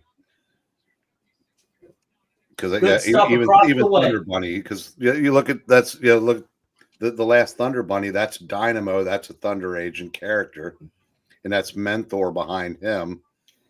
Well, I it does can't say see who featuring the Thunder Agents. Yeah, I'm trying to see who the third one is, but I can't tell. I've never seen that Thunder Bunny. I actually wouldn't mind seeing that. Well, I'll open up. It's obvious. What is it? What was his name? Hoppy, Captain. What was Hoppy the Marvel Bunny? That's what this reminds me of. All righty. Thunder Bunny, this is issue number 7. Okay, we're in a black and white independent comic. Yeah, I don't think Apple Comics it did any color. All righty. And created by Martin L. Green, art and letters by Gary Cato, and edited by Richard Pini and Joel and Dorkin. So yeah, those are some names in the 1980s. Didn't they do the Folio Files? The Phil, wasn't that them? Richard Pini, that's Richard Yeah, and that's Wendy, that's Elf Quest. Elf Quest, yeah. Yeah. Let's see what we got here. Alrighty, I have the first 5 Thunder Agents because of Perez, says Jackson. Well, so far nobody's taking us up on these. This one is sitting flat with no takers. All right, we're about to hit the 1-minute warning. There you go, and this is what the art looks like in that issue. So, hey guys, give something new a try. You know, we got the Thunder Bunny, we've got Justice Machine. Jay, these do continue off that lot that you got, at least the Justice Machine. Well, thank Notre Dame. Glenser took the lot. All right. Now, Vincent, you got to go $1.50 if you want to get the Thunder Agents. It's true. Alrighty. Of course, I'm a huge mark for 80s indie. So that's 80s indie? What? Oh, 80s 80s indie. indie. Okay, yeah, the words just mixed up there. Me too. You know that it is actually something that if I find it, I buy it. Like I expect you guys to have the same interest. It's the only thing that still works that way, because a long time ago I convinced myself, don't buy for myself, buy for what I think you guys will buy. Yeah. So Jay, same thing. I said Glenser bid on the lot a minute ago. Yeah. So it's $1.50 or higher for each issue at this point.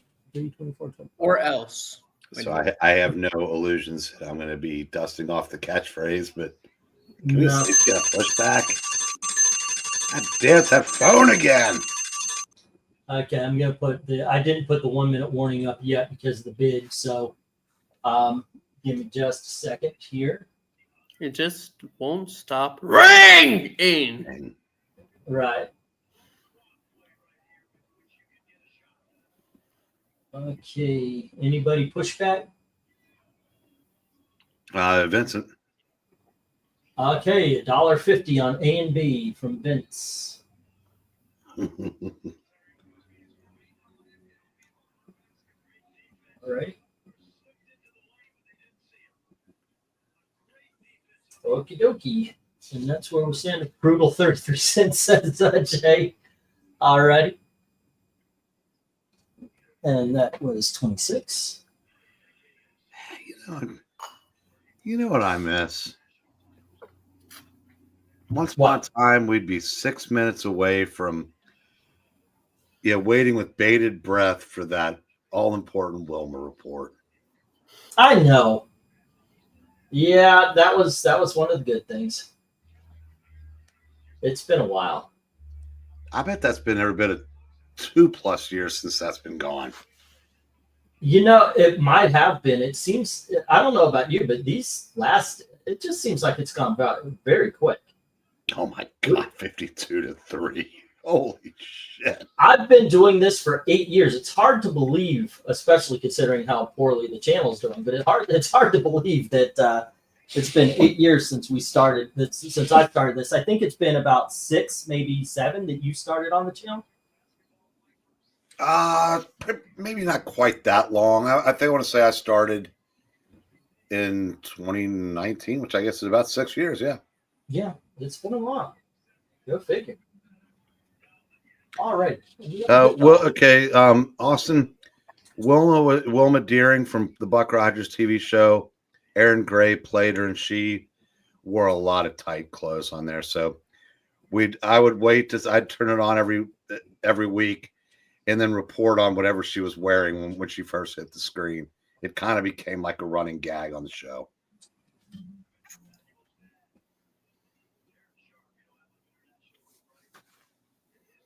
Hold on just a sec. I'm gonna treat him.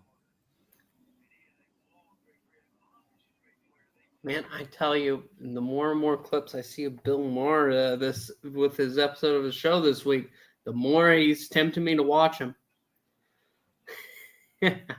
Oh, the guy on the left was just a blithering idiot.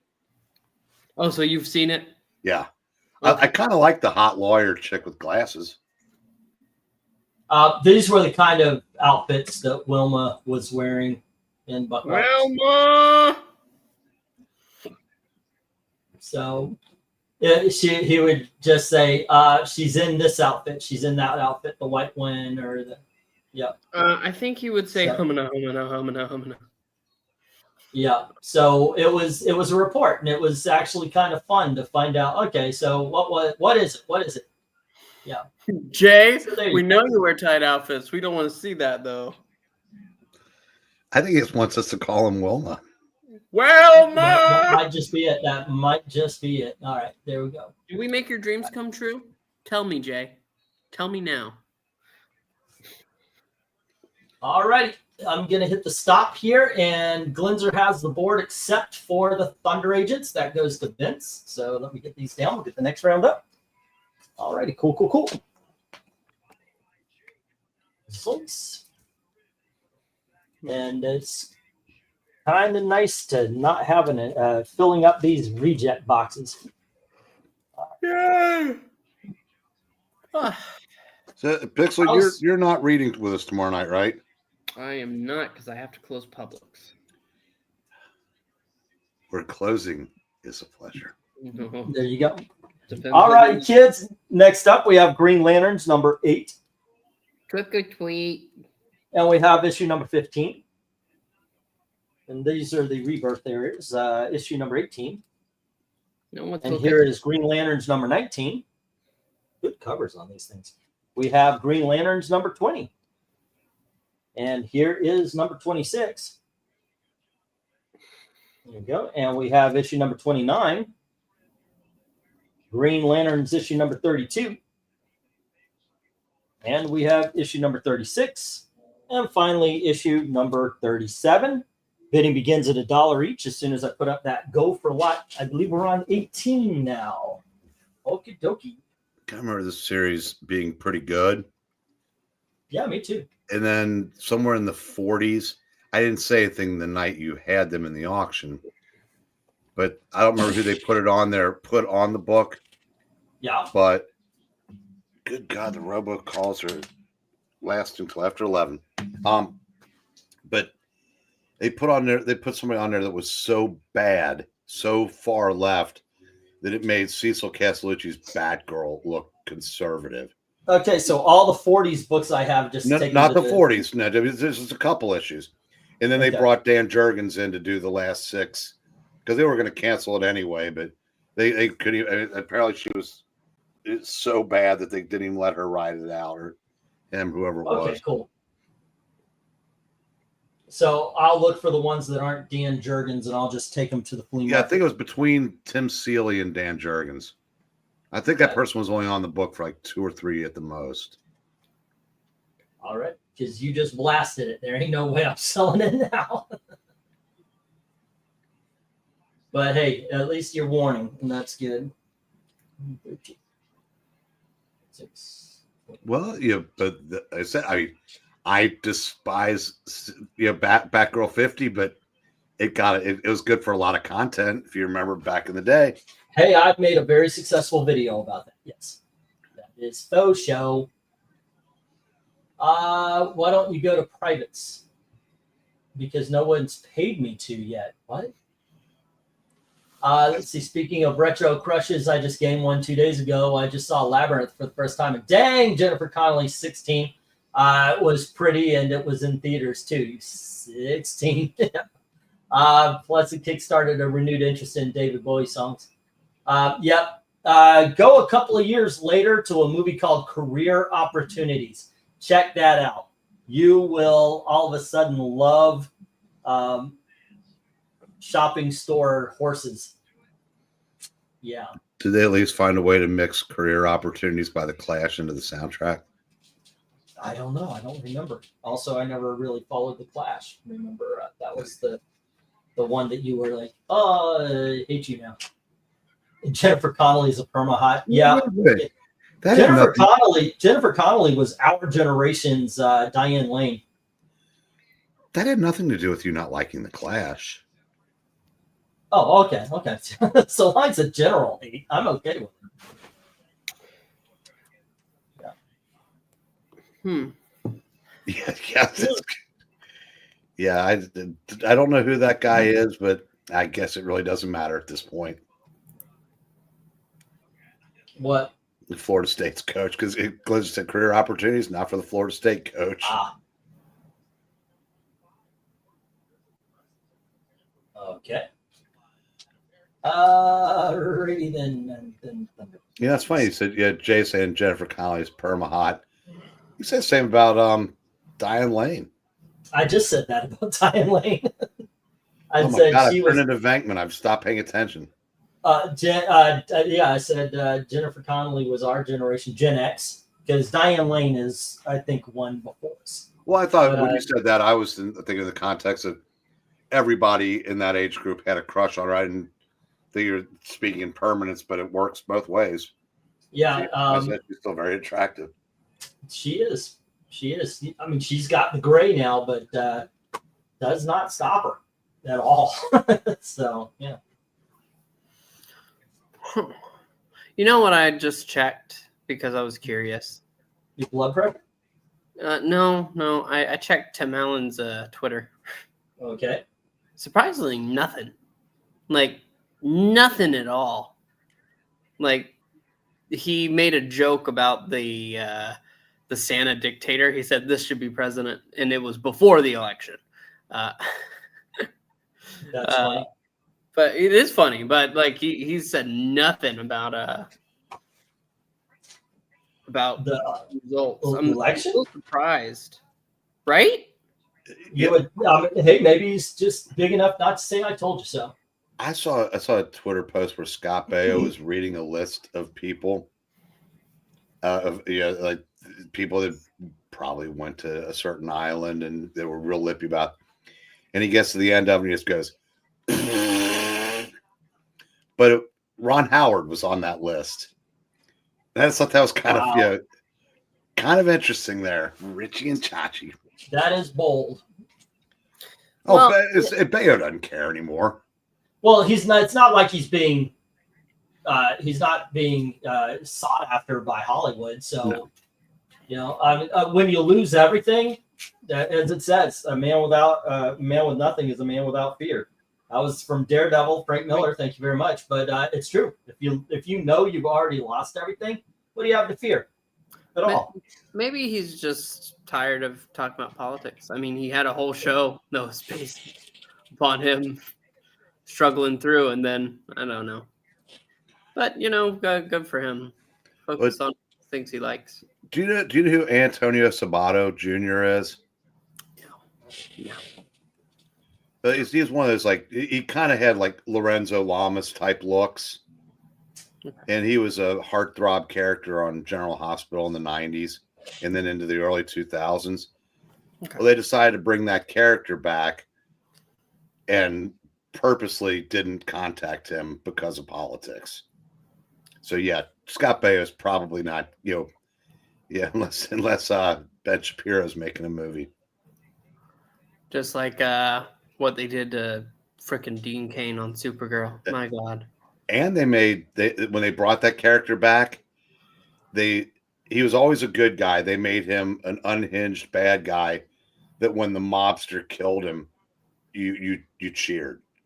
I don't know why they just bring back the original actor if they were going to do that, but I think that even that was sending a message to make his character go out as a piece of shit. You shouldn't make things out of hate. Village to feel its warmth. That's All what. right, let's get the stop. You know. Gonna get the stop here, and we'll move on to the next lot. No love for Green Lantern. Okay, that's good to know. Or at least no love for this version of the Green Lanterns. Well, yeah, that same show, Pixel, fired their most popular character because he wouldn't get the jibbity jab. Still, it's one of those things. Yeah. The Supergirl TV show, or are you talking about something different? No, General Hospital. General Hospital. Oh, okay. Yeah. You gotta stick with the program, I guess. All righty, kids. This should go because I think these are a little bit more than what I'm putting them up for. But here's Wonder Man number 6.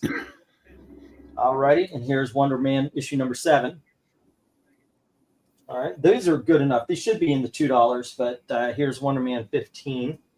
This should actually, starting now, they should be even maybe in the $3. But here's 26. Wonder Man, Wonder Man, Wonder Man, Wonder Man. Here's issue number 27. Don't ever do that again. And here is issue number 28. These are actually hard to find, these later issues. Then we have Red Robin number 1 from Bruce Wayne, The Road Home. Red Robin, and then we have Batgirl 1. And these are Red Robin. Yuck, they're too greasy. These are one taste.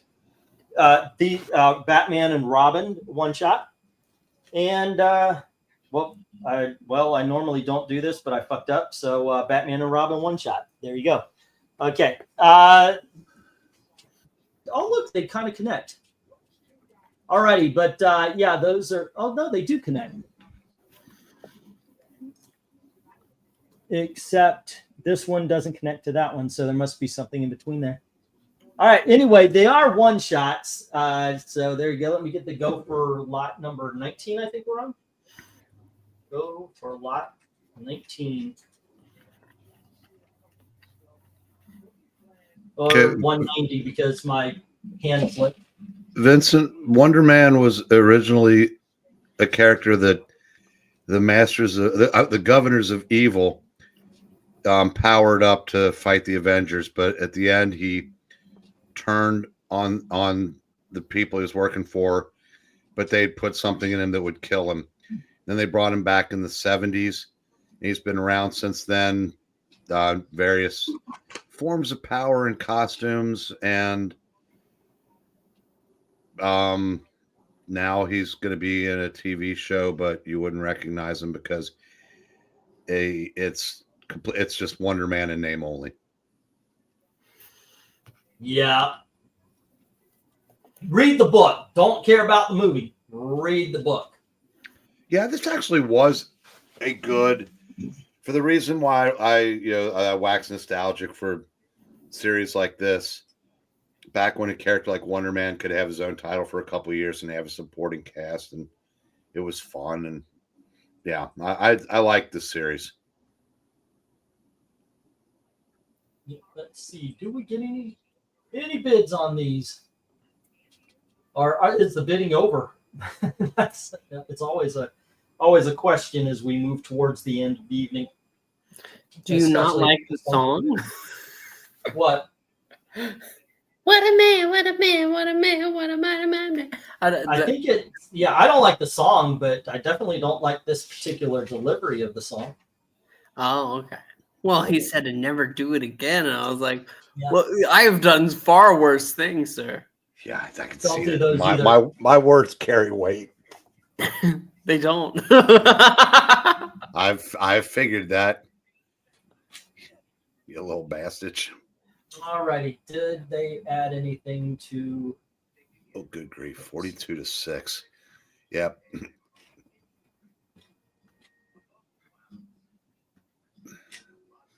lost all. Yeah, of that. Zach is not a happy man right now. I wouldn't be able to tell because he. Oh is shit! not I here. won something. What did I win?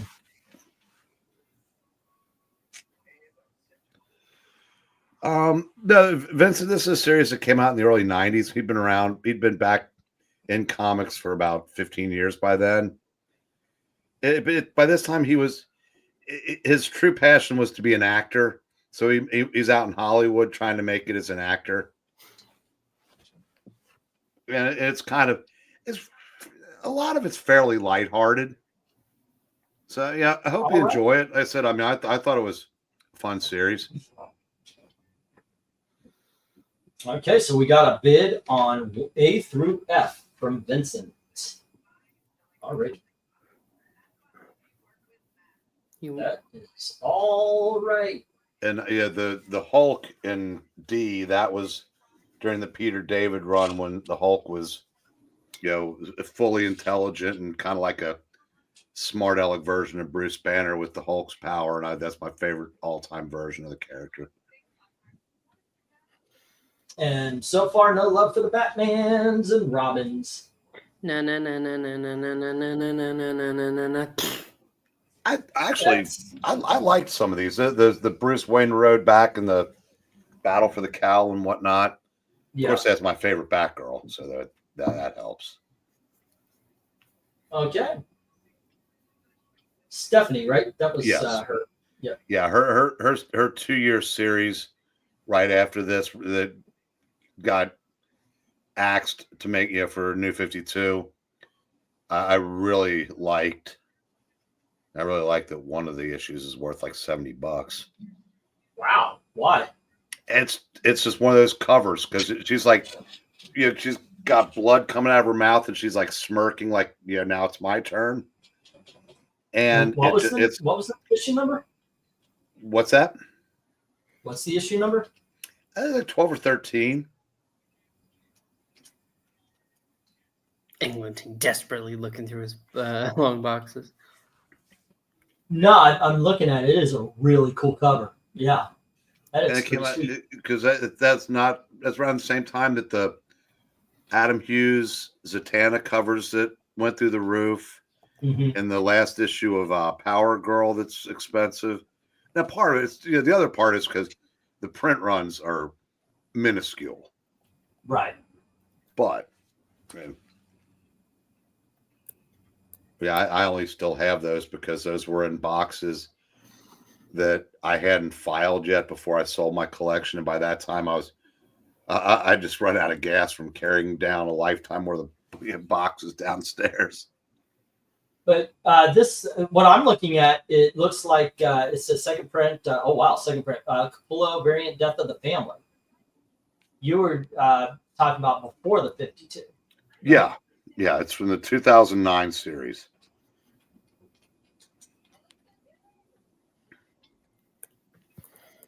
Okay. You still see a lot of these hanging around, do you? No. Okay, it must be issue number 12 because Yes, that's 12. I just saw 11 and 13 together. All right.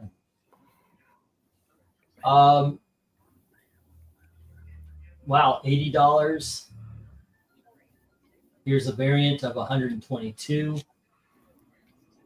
Wow, that is definitely going for $1 or $2, isn't it?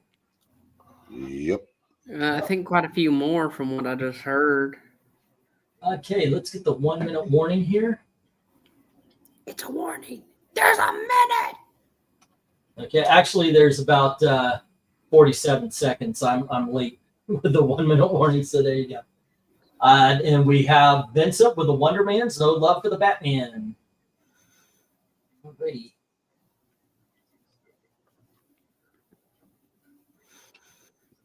Okay. And it looks like there we go. Let me get the stop up, and it is going. Vince has the Wonder Man, and the Batmans are hitting the reject box. There we go. Alrighty. Zoink. Zoink. I wonder. I'm green. It's not easy being Breen. Not on nights like this. Alrighty. Having to sit through also, geeky right conversations, much like this. All right, gang, next up we have X Factor issue number 43. And we have issue number 54. Here is X Factor number 71. Here is issue number 72. By the way, this begins the Peter David run. There we go, for those who do not know. And then we have issue number 83. The Peter David run of X Factor is possibly the greatest run of X Factor, and it lasts forever and a day. Here we have issue 239, still Peter David written. And we have issue number 21. I'm guessing a new series by Peter David. Oh, yeah, that's the one. Okay, I know which one there are. By the way, these are still great. Endangered Species, this is issue number 22. And then we have issue number 23. And here is issue number 24. Bidding begins at $1 each. Let me get that go for lot number, I guess this is number 20. Okay.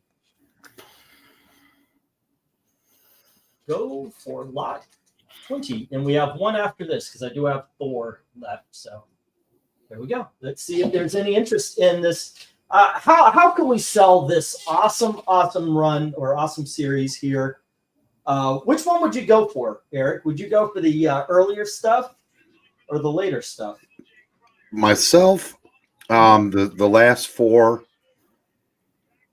I thought the second go round was much better than the first one, and I liked the first one. But the first one was it was superhero. But, I like the fact that they basically said, "Here, Peter, these are all the characters that the 87 other X writers don't want to use," and he made it as good as any other X book, if not better.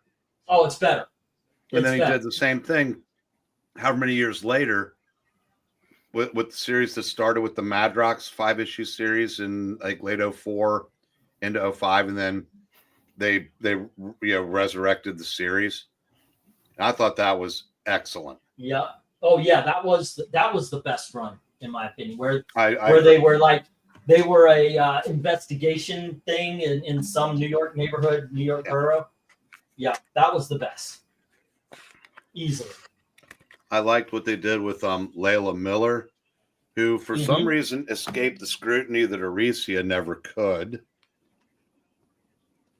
Because remember when she was a kid who knows things? Yep. But then they went into the future. She came back grown up and took up with Jamie. Just saying. All right. Austin, you're putting your now. If you don't have this one, this is the very beginning right here. C is the very beginning of the Peter David run. If you already have it, then yes, D would be good. Oh, wait, no, D is all the way in the end, right? No, D. Yeah, this is D. This is the second issue, but the first issue is this one right here. The first issue is C. There you go. Yep. Okay. Cool. Austin, you're gonna dig on this. You said a borough where? It wasn't like Brooklyn or something like that they were in. It was New York, one of the New York boroughs. It's like a very New York kind of area they're in. And yeah, it was a good run. It was a good story. Well, I thought the second go round was superhero noir. Yeah. So all of them are good. He meant you know what? I'll tell you what. I've done this for a couple of dollar lots. I'll do it for this one. I'm so confident that you will like Peter David X Factor. If you buy the lot, I'll give it to you for $7.50. All right, that's like getting 2.5 books off the price. So there you go. For some reason, after reading Austin's last comment, I'm hearing banjos. No, he knows what I'm talking about. Yeah. And anybody that doesn't just outed themselves as somebody that didn't watch his old videos. Yeah. I've done a couple of them. I think I did that with the countdown videos. I know you're gonna dig this. Oh, you used to do that a lot. Oh yeah, hell yeah, that opened a lot of my shows. I dig on. Do you know that is absolutely public domain to the point where it's in the title, public domain, and I get people trying to. For a while, they were trying to copyright that song. Like, nope, horseshit. That's public domain. I'm using because there was no way I was going to give in because that person would own like 75% of my freaking video library. So I was not giving in to that particular fight.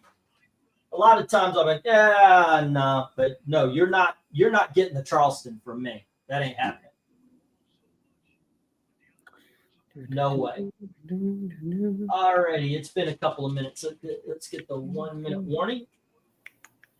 Only it's Austin with a bid on D or C, excuse me, and I actually wrote it down as C. Still say that. Okay.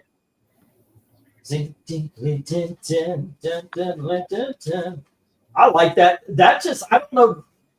When I heard that version of it, it was just so entertaining to me. So I kept it as a theme song. And I don't feel bad about that. Thank you. X Factor 7. On the topic of music, tell me your favorite novelty song.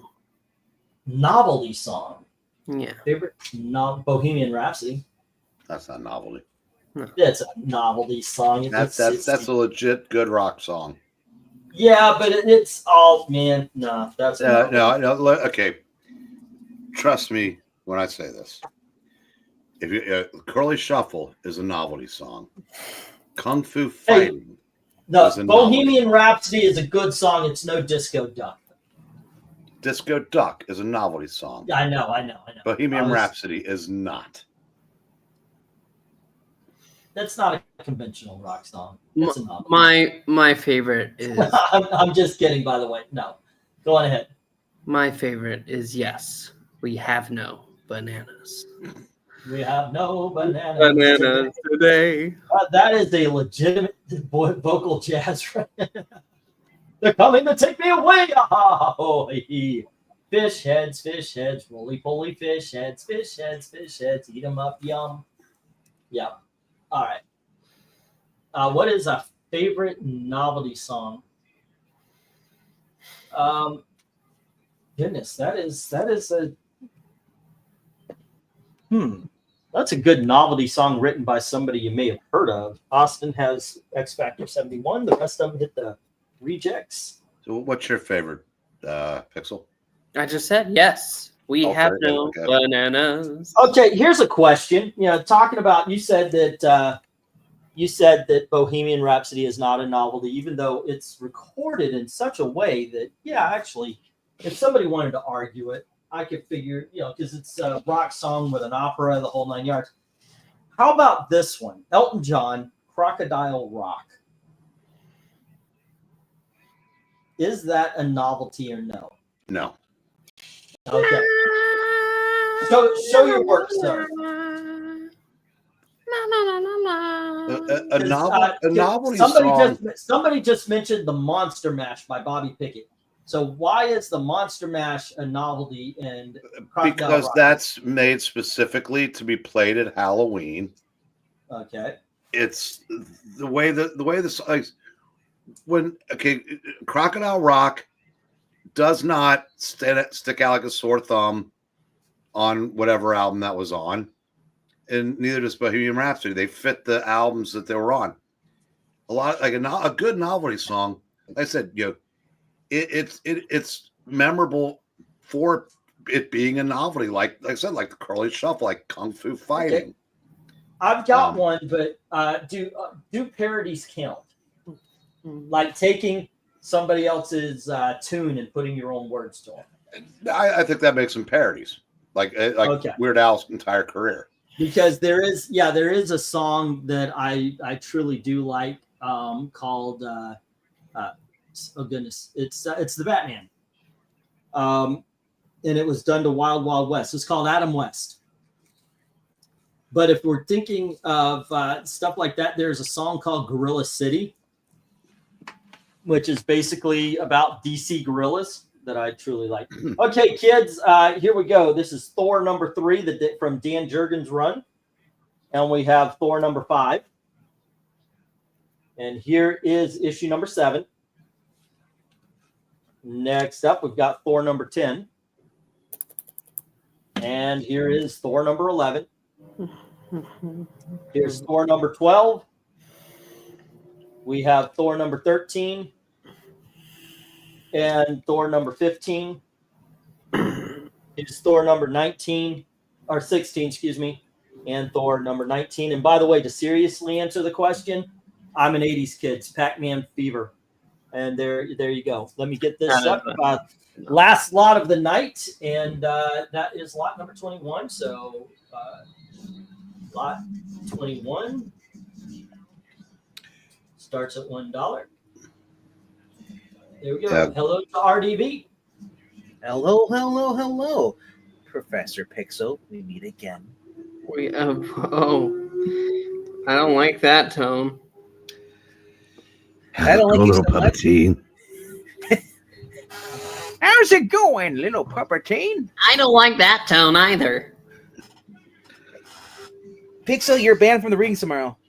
I have news for you, buddy.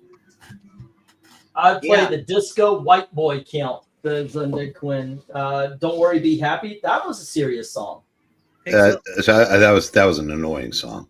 It may have been, but I don't think it was a comedy.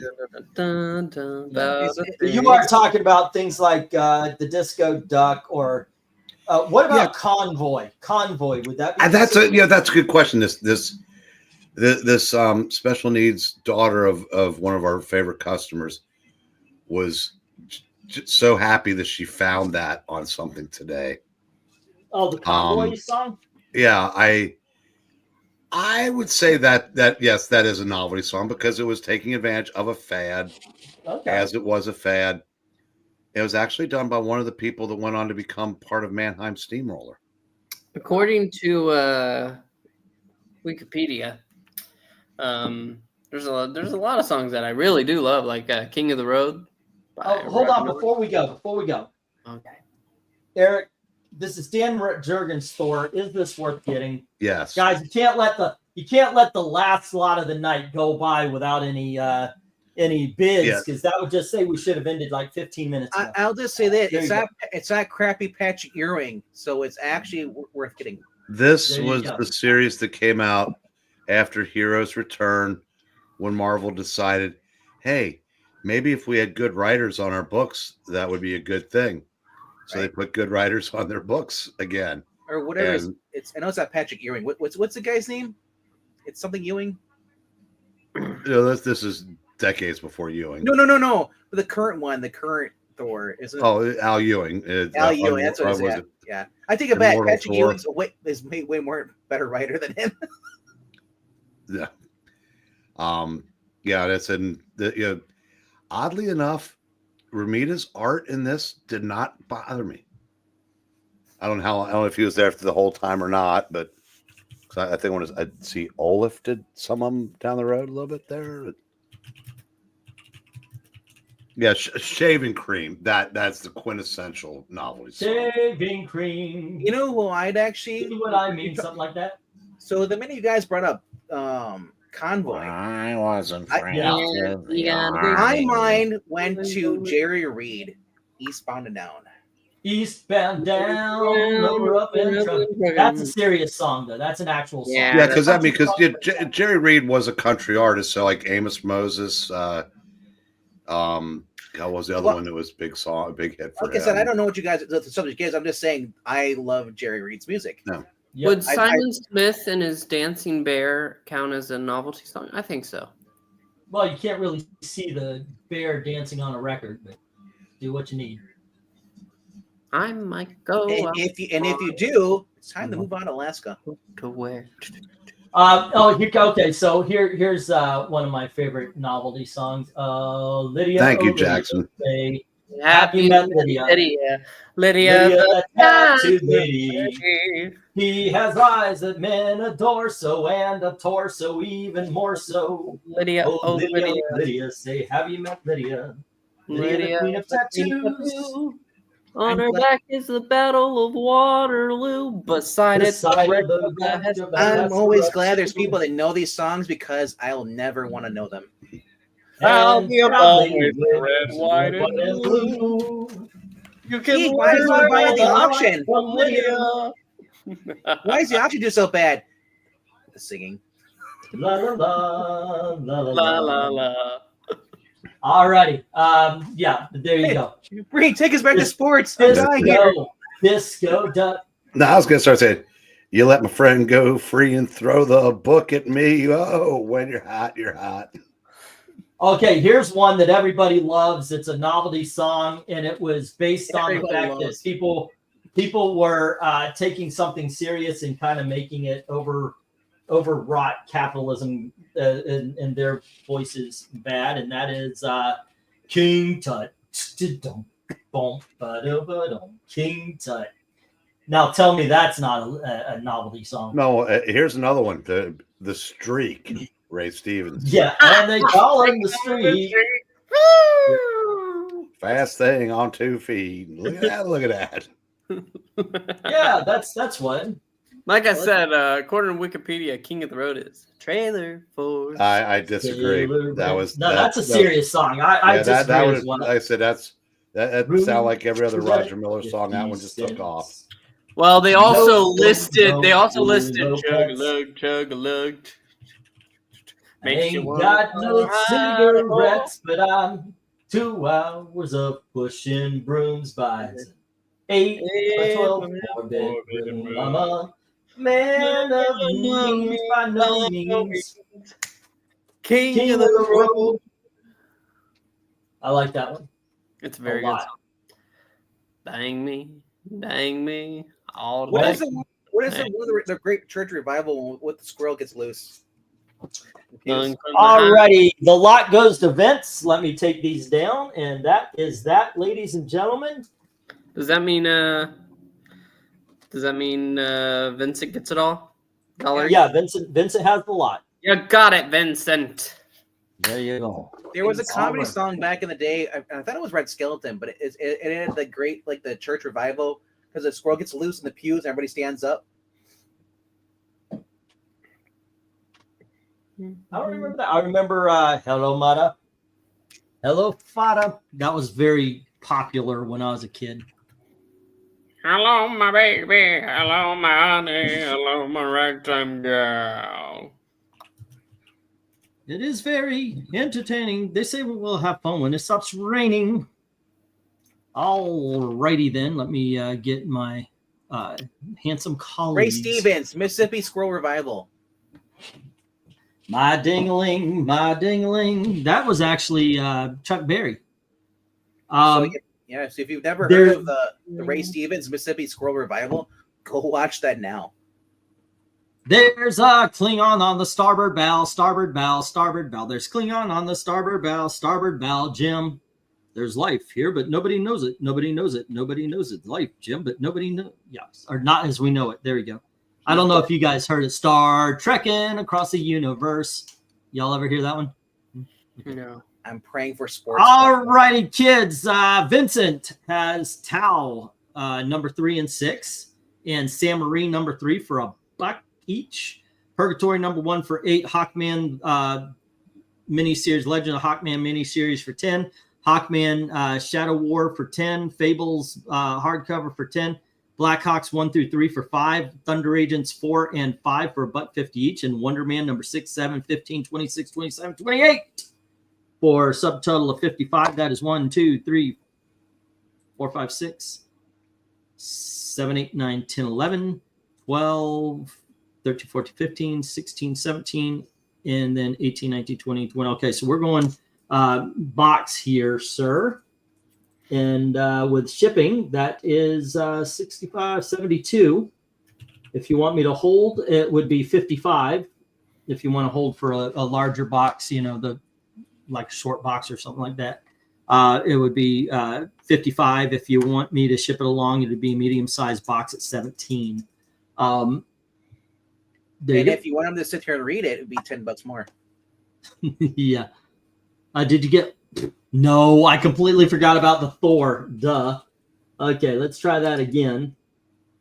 Alrighty, Thor. I'm just gonna put Thor lot, and it was 10. So Vincent had a that would be, series? Oh, I didn't know that. yeah, Vincent. It was called Vincent and the Man, but the man was actually a raccoon, which I think if they made it today, it would be a squirrel because of Peanut, because everybody forgets the raccoon was involved too.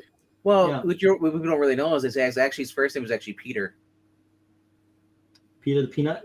No, Let's see. It would be 65 with 17. That'd be 85, 92. If you want me to send along, if you want to hold for a bigger box, it would be 65, sir. Alrighty. Okay, and then we have RDV with the Punisher 6, 7, 8, 9, 11, 12, 13, 14, 15, and 16 at $2 each. That's 20. And I'm going to be sending you a box now. I'm going to be trying to send you a box now every week. so $20 more. Okay. Yep. All right. Let's see. Justice Machine set and Legion of Superheroes 306, 311, 313, 314, 316, and New Teen Titans 38. J at $19.50. If you want me to send them along, it would be $10 for the bag. If you want me to hold them, it's $19.50. If you want me to send them, it'd be $29.50. It's like All a right. hostage. If you want me to Yeah. send along, you pay more. Vincent's saying hold, so I'm going to put the on your paper right now. So I actually thought, why haven't I been writing down the word hold, send? You know, as you guys, like if you tell me what you want me to do now, I could write it right here on your sheet, and there's no confusion. I don't So I paid question 41 anymore. total last week, according to PayPal. If that didn't end up covering the Wonder Woman books you mentioned, I'll include that in the money. Yeah, it didn't. And it's so I've got that here. I sent you some books also. They were the $1 books and such that I just missed. Wait, Chase spent more than 33 cents tonight? Wow. Yeah, way over his 33-cent budget. He's he was what at $29.50 with shipping, $19.50 without. Austin has Wonder Woman 101, 12, and 249 and 8 for $3 each. New Teen Titans 11, 12, 13, 27, 28, 34, 36, 40, 37, 40 for $2 each. Superboy Legion of Superheroes 212 for $3. Tales of the Teen Titans 54 and 59, and X Factor number 71, and that is 36 already. Before shipping, afterwards 1, 2, 3, 4, 5, 6, 7, 8, 9, 10, 11, 12, 13, 14, 15, 16, so if you want me to send them along, that would be 46. If you want me to hold, just say hold, and it'll be 36. All right, and we'll deal with it when it's a bigger box. Okay. All righty. Glenzer had Speed Racer number 1, Dennis Menace number 70 for 3. Krull number 1 for 5, Justice Machine 24, 25, 26, and Thunder Bunny 7, 8, 10, and 11 for $16. Once again, if you want it shipped, it would be 26. And if you want me to hold, it's just 16. But if you know which way you want to go, please let me know right now. I'll write it down on your papers here. Don't you dare, though. What? Right? If you go your own way, but don't you dare. Don't I dare what? Never mind. Is that if you go your own way? Don't you dare. That? Yeah, Fleetwood Mac. Okay. If you're a music guy, I was surprised it stumped you. No, I don't like Fleetwood Mac. Because you have no taste. You like Styx instead. Styx is fucking awesome. Fleetwood Mac is boring as shit. I'm sailing. Hey, look, I'm not saying the Fleetwood Mac. All of the books are bad. All of the songs are bad.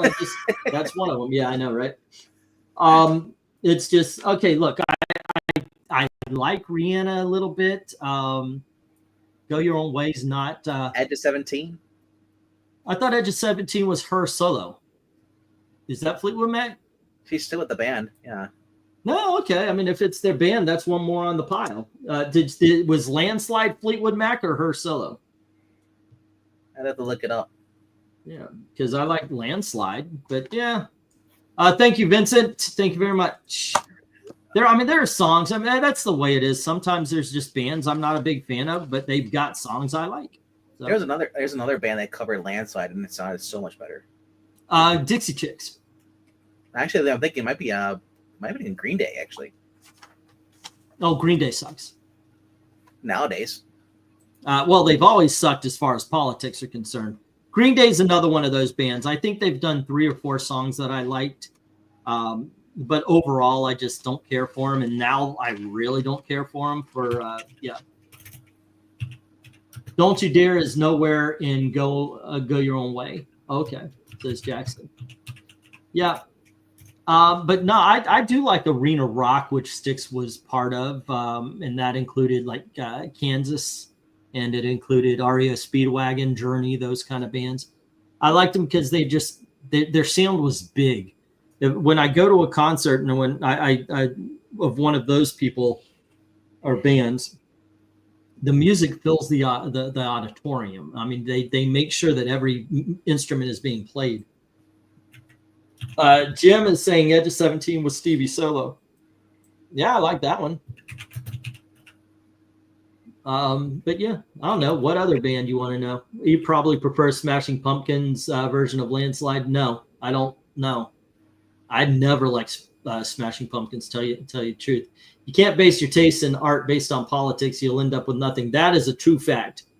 That is a true fact. That's one of the reasons I think actually, Vincent, when it comes to tolerating things, we have it over because look, Sean Penn is in Nut Bar. He's flat out a nut bar, but and he's a leftist nut bar.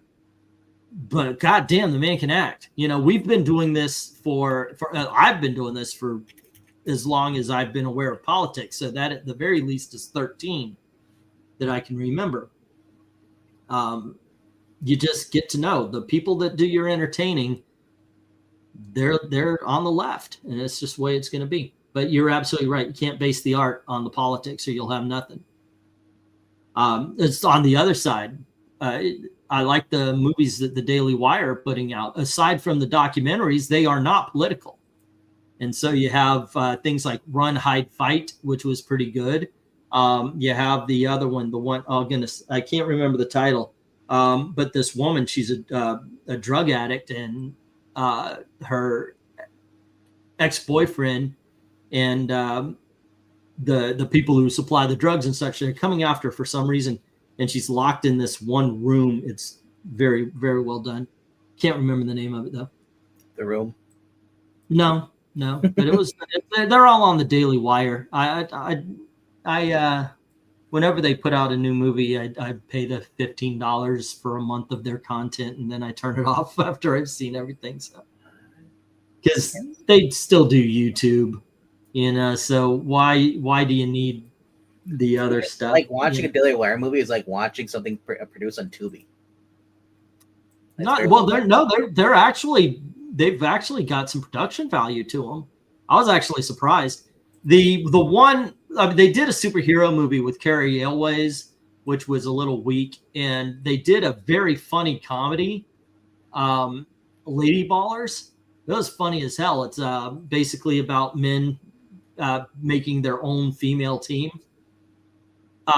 It was very funny, but in between those funny bits, it was absolutely far right politics or right wing politics, which look, I don't like it. I don't like them to inundate a movie with left wing politics. It's not better because you have the politics I agree with. Some of the dialogue was so stilted because they wanted to make that political point. Did you ever watch the John Schneider movie with him with the flag? Like he wanted to fly his flag, but they wouldn't let him fly it. It was like some like Christian movie. They were considered a movie that came out. I don't know who made it though. But I remember seeing it on Instagram. I was like, he's still acting. Mm-hmm. Austin says the Hyperions, which is the superhero movie with Carrie Elways, was funny. Lady Ballers was cringe. I thought Lady Ballers was funny with cringe moments, but I do agree with you because it's the time like they stopped the story dead so they could talk about abortion or something like that. This is what happens, and this is the percentage, and this is the like, guys, the fuck you doing? Move on. Yeah, Terror on the Prairie. That was a very good film. I don't know if I agree it was the best of them, but I don't think I could argue against it. I think am for Run, Hide, Fight. I like that one. But Terror on the Prairie was really good.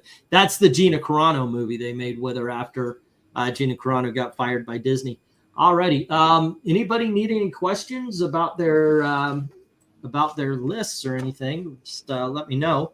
And please, if you can pay tonight, please pay tonight. How about this? Does anybody need any answers to their questions? Yes. Well, yeah. You asked. Does anybody need their questions? Yeah, answered. I meant yes. Thank you. Thank you for finishing my sentence because I didn't finish it for me. Yeah, I can't wait for the Pendragon Cycle show. I don't know. I agree though. You can't do your art through, but I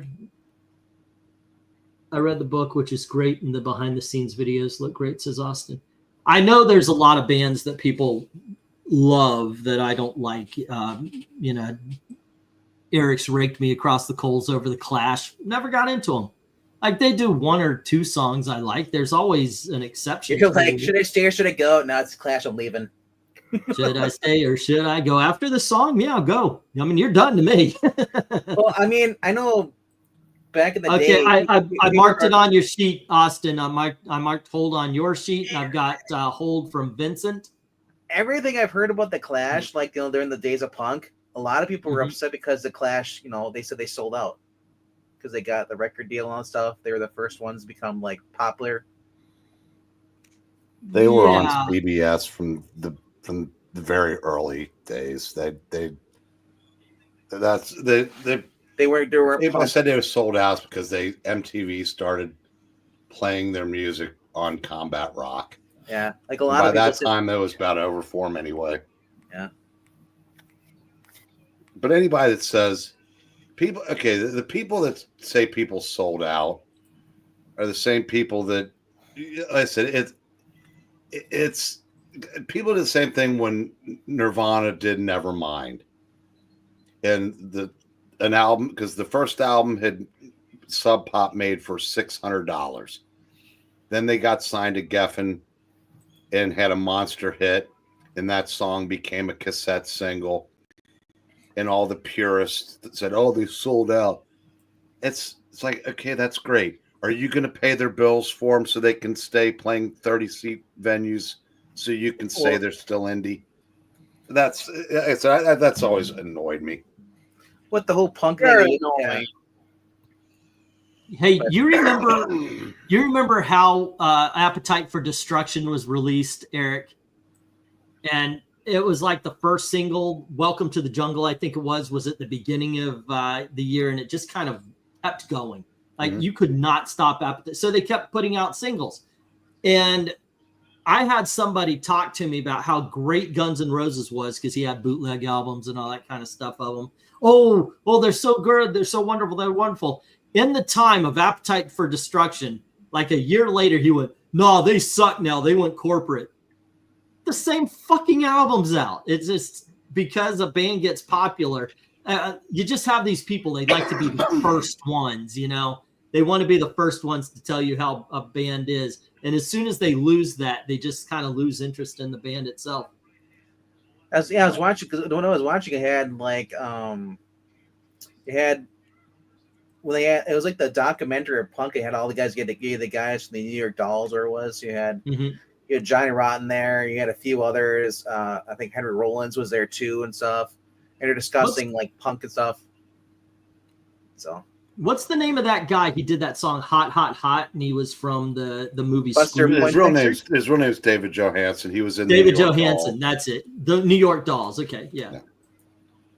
All right, I remember he was popular for a while. And he made one of the best live albums I've ever heard, and there's no trace of New York Dolls in it. Well, very little, and no trace of what would become Buster Poindexter. It's just a phenomenal album. He was very talented. I used to get him because he looked like Benicio del Toro. Yeah, he does kind of, doesn't he? So I was like, what? Like, it's the hey, same guy. He survived the New York Dolls. Johnny Thunder didn't. Is that the one? Okay, Johnny Thunder, was it him? There was one. What was the controversy? I forgot what band it was. Where they said that they might have bumped off the guy because the lead singer and the guitarist didn't agree. I thought that you're talking about this a while back. It was a popular band, and to this day they think that the guy they got rid of him because the record label didn't want them anymore. I have no idea what you're talking about, but it was a famous guitar player. Yeah, Oh, it was the Stones. The Stones. Talking about Brian Jones in 1969. Yeah, Stones. Yeah, he got fucked up and fell in a pool. Yeah, maybe. Yeah, see, that's it. Yeah, that one. Stones. I was like, I know there was a band. I couldn't remember what it was called though. So like, that's crazy. What do we got? Everybody loved Titanic when it came out a couple of months. Oh yeah. Because I think of like it's like the Walter White. It's like Jesse, she's bad for you. Let her die. It's like it just seems it. Vincent saying it occurs to me, but in my dreams, I see you. Shh. Excel. No. It occurred to me both left and right art fails when they start with politics. You start with the idea and let the idea flow. Your thinking will be there. Don't force it. And of course, I mean, we all know Star Trek and such in the first run had politics in it. If you can bury the politics in the story, I was watching a movie. It's called I Saw the TV Glow. And I thought it was really good about basically showing the story of teenagers. You know, the way you grow up, you're not really comfortable in your own body. You're finding out who you are, that kind of stuff. Good. Come to find out, the director said it's all about the trans experience. And I looked and I went, okay, yeah, I could see that. You know, I didn't think so because I don't have that experience. So what I looked at was the general one. And I think, okay, that makes a good movie.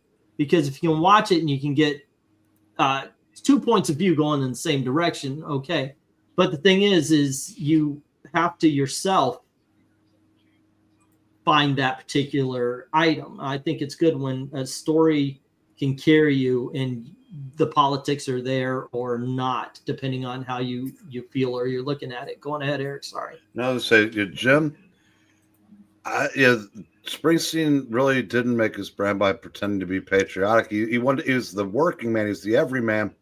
Yeah. But Born in the USA is anti-USA, anti-American sentiment. Going down to the Vietnam kill. Didn't he mention killing Yellow Man? I'm having trouble getting past first. Gonna kill the Yellow Man. Something like that in there. Something like that. But yeah, I said. I don't like his politics, but he's done a lot of good for a lot of people. If for whatever reason, he just, he's very, very anti-Republican. But then, hell, so am I at this point. But yeah, he'll always have my favorite record, so I can't stop listening to him. But yeah, the simple fact is, conservatives can't create anywhere near as well as liberals. Now, I don't know how good of creators progressives are, but liberals have created damn near everything worth listening to, watching. And it's sort of like the conservatives are the ones that they're the ones that count the money after the liberals go out and make the entertainment that makes the money. So it's kind of like a checks and balances system. But like I said, if I only listened to people I agreed with politically, I'd have a shit life entertainment wise. That is true. Y'all hear about sorry, I've thought about this like periodically, and I can't bring it up at like work because I know that people flip out. Congratulations. But did y'all hear Trump's pitch for America's 250th birthday? No. Let's hear it. Well, the key thing that I'm remembering is that he has a pitch for what he's calling the Great American State Fair. It's going to have pavilions based upon all 50 states, and he's going to work with the governors from each state to help and contribute towards this. and what's the other thing? He's going to hopefully hold it in Iowa's state fairgrounds. But yeah, it sounds like fun. Gratu will just be beside himself because he lives in Iowa. Awesome. Means he'll get to go there first. Alrighty. Once again, there's going to be an auction on. There's going to be an auction on Wednesday, and that one will be pretty darn good as well. I hope you guys enjoyed this. I thought I put together a pretty decent one without going back or without the new books and such. I think it was the color commentary that saved it. I think so. Don't you, Pixel? What? I mean, obviously it was you guys all the way. Yeah. Well, we were happy to hang out a little while with you. But yeah, because I'm awesome and I appreciate it. Well, let's not push it. Yeah. I like how people are saying, like, "Oh, look at all the dictators that are supporting Trump. See, we told you he was communist." I'm like, what? Articles because he's abandoned Ukraine. You know, the country that attacked Russia. Wait, what? Ukraine. I think Russia made the first move, didn't they? Do you believe the media? I don't believe that. I'm pretty sure they did make the first move. Yeah. You know what? Though VENKMAN does bring up a good point. I don't know. It looks like Russia did, but it's like we get very little. You know, we know very little about what actually goes on over there. We live in a day and age where you can televise a war. You never see shit. Yeah, that's true. That is true. I mean, the Vietnam had more coverage than we have right now of the Ukraine war. There is some truth to this. Like the man hasn't even been in office yet, and he's already got everyone congratulating it and wanting to work with him. China, the United Nations, you know, Governor of France, all that stuff. They're all were congratulating because if Trump was so bad, they would be like wouldn't want nothing to do with him. They call him a dictator, but they don't because they're afraid of him because he actually means what he says.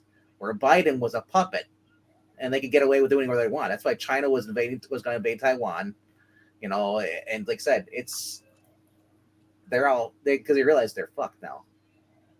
I love the picture story. The the one where Trump was speaking to the leader of the Taliban, and he told the translator. Yeah. Told the translator, if we're going to withdraw, and if one American hair on one American head is harmed, I'm going to kill you. The translator looked at him a little gassed, and Trump's like, "Tell him," and then leaves him a photo of his house and just walks out of the room. It's great. Yeah.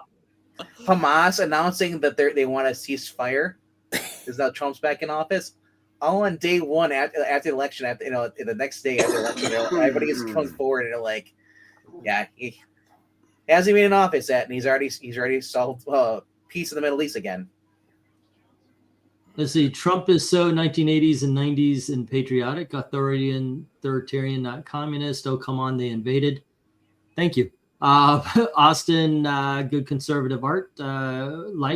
It's definitely the narrative Hollywood has created for the past century that liberals have a natural monopoly. My thing, and this is what I'll put to you, Vincent, and this is not a debatable thing. You don't know a lot of good conservative artists because they know that if they come out as conservative, they will lose their spots in Hollywood unless when they came out as conservative, they were already established. You want good conservative art? Let me give you a list of Clint Eastwood's directorial films, or in some cases acting. Well, you're not going to tell me, or you could never convince me that the Man with No Name trilogy or Outlaw Josie Wells aren't among the greatest Westerns ever made or movies ever made. As far as, or even if you want to go, since he's been an outspoken Republican, the Sons of Iwo Jima, not the Sons of Iwo Jima, what was that one? The Letters from Home, I believe they were called. That one was called Flags of Our Fathers. $1 Million Baby. You had Gran Turismo is one of my favorite films of his. I mean, that just in one conservative alone. I particularly like Vince Vaughn's comedies. Is it Gran Torino? Because Gran Turismo's video game. Torino, yes. I like Vince Vaughn's comedies, and by the way, him in Hacksaw Ridge, fucking awesome. But yeah, give me old school. Give me so You're So Money Baby. So today, Zachary Levi said there's a lot. By the way, not finished. There's a lot of really good conservative content, but for the longest time, people were really afraid to come out as conservative. I think they're becoming more bold now, though. So Zachary Levi said he's starting a conservative basically studio. He wants to form one. Yeah, I wonder how that would go. That way he doesn't have to worry about Hollywood saying what it can do, what it can't. So can you imagine that? You start getting good movies like we had in the 80s, pro-American movies.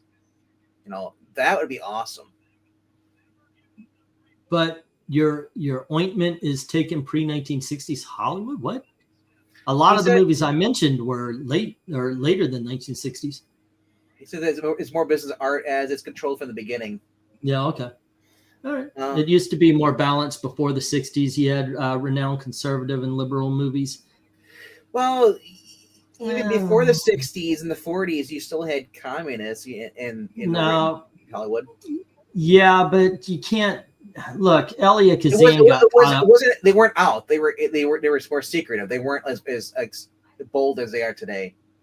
Elia Kazan got booted because of he was one of the speakers, by the way, who got booted out of Hollywood because he spoke up at the House of Un-American Activities.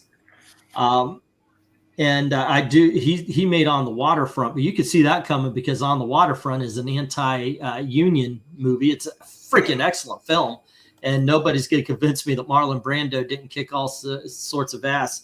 But oh goodness, what's his name? Mars Attacks guy. He was the general.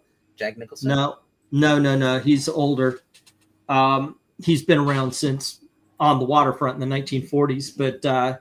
He did a great freaking job. So did Eve Marie Saint. I mean, that's one of the best, but that was done by a conservative.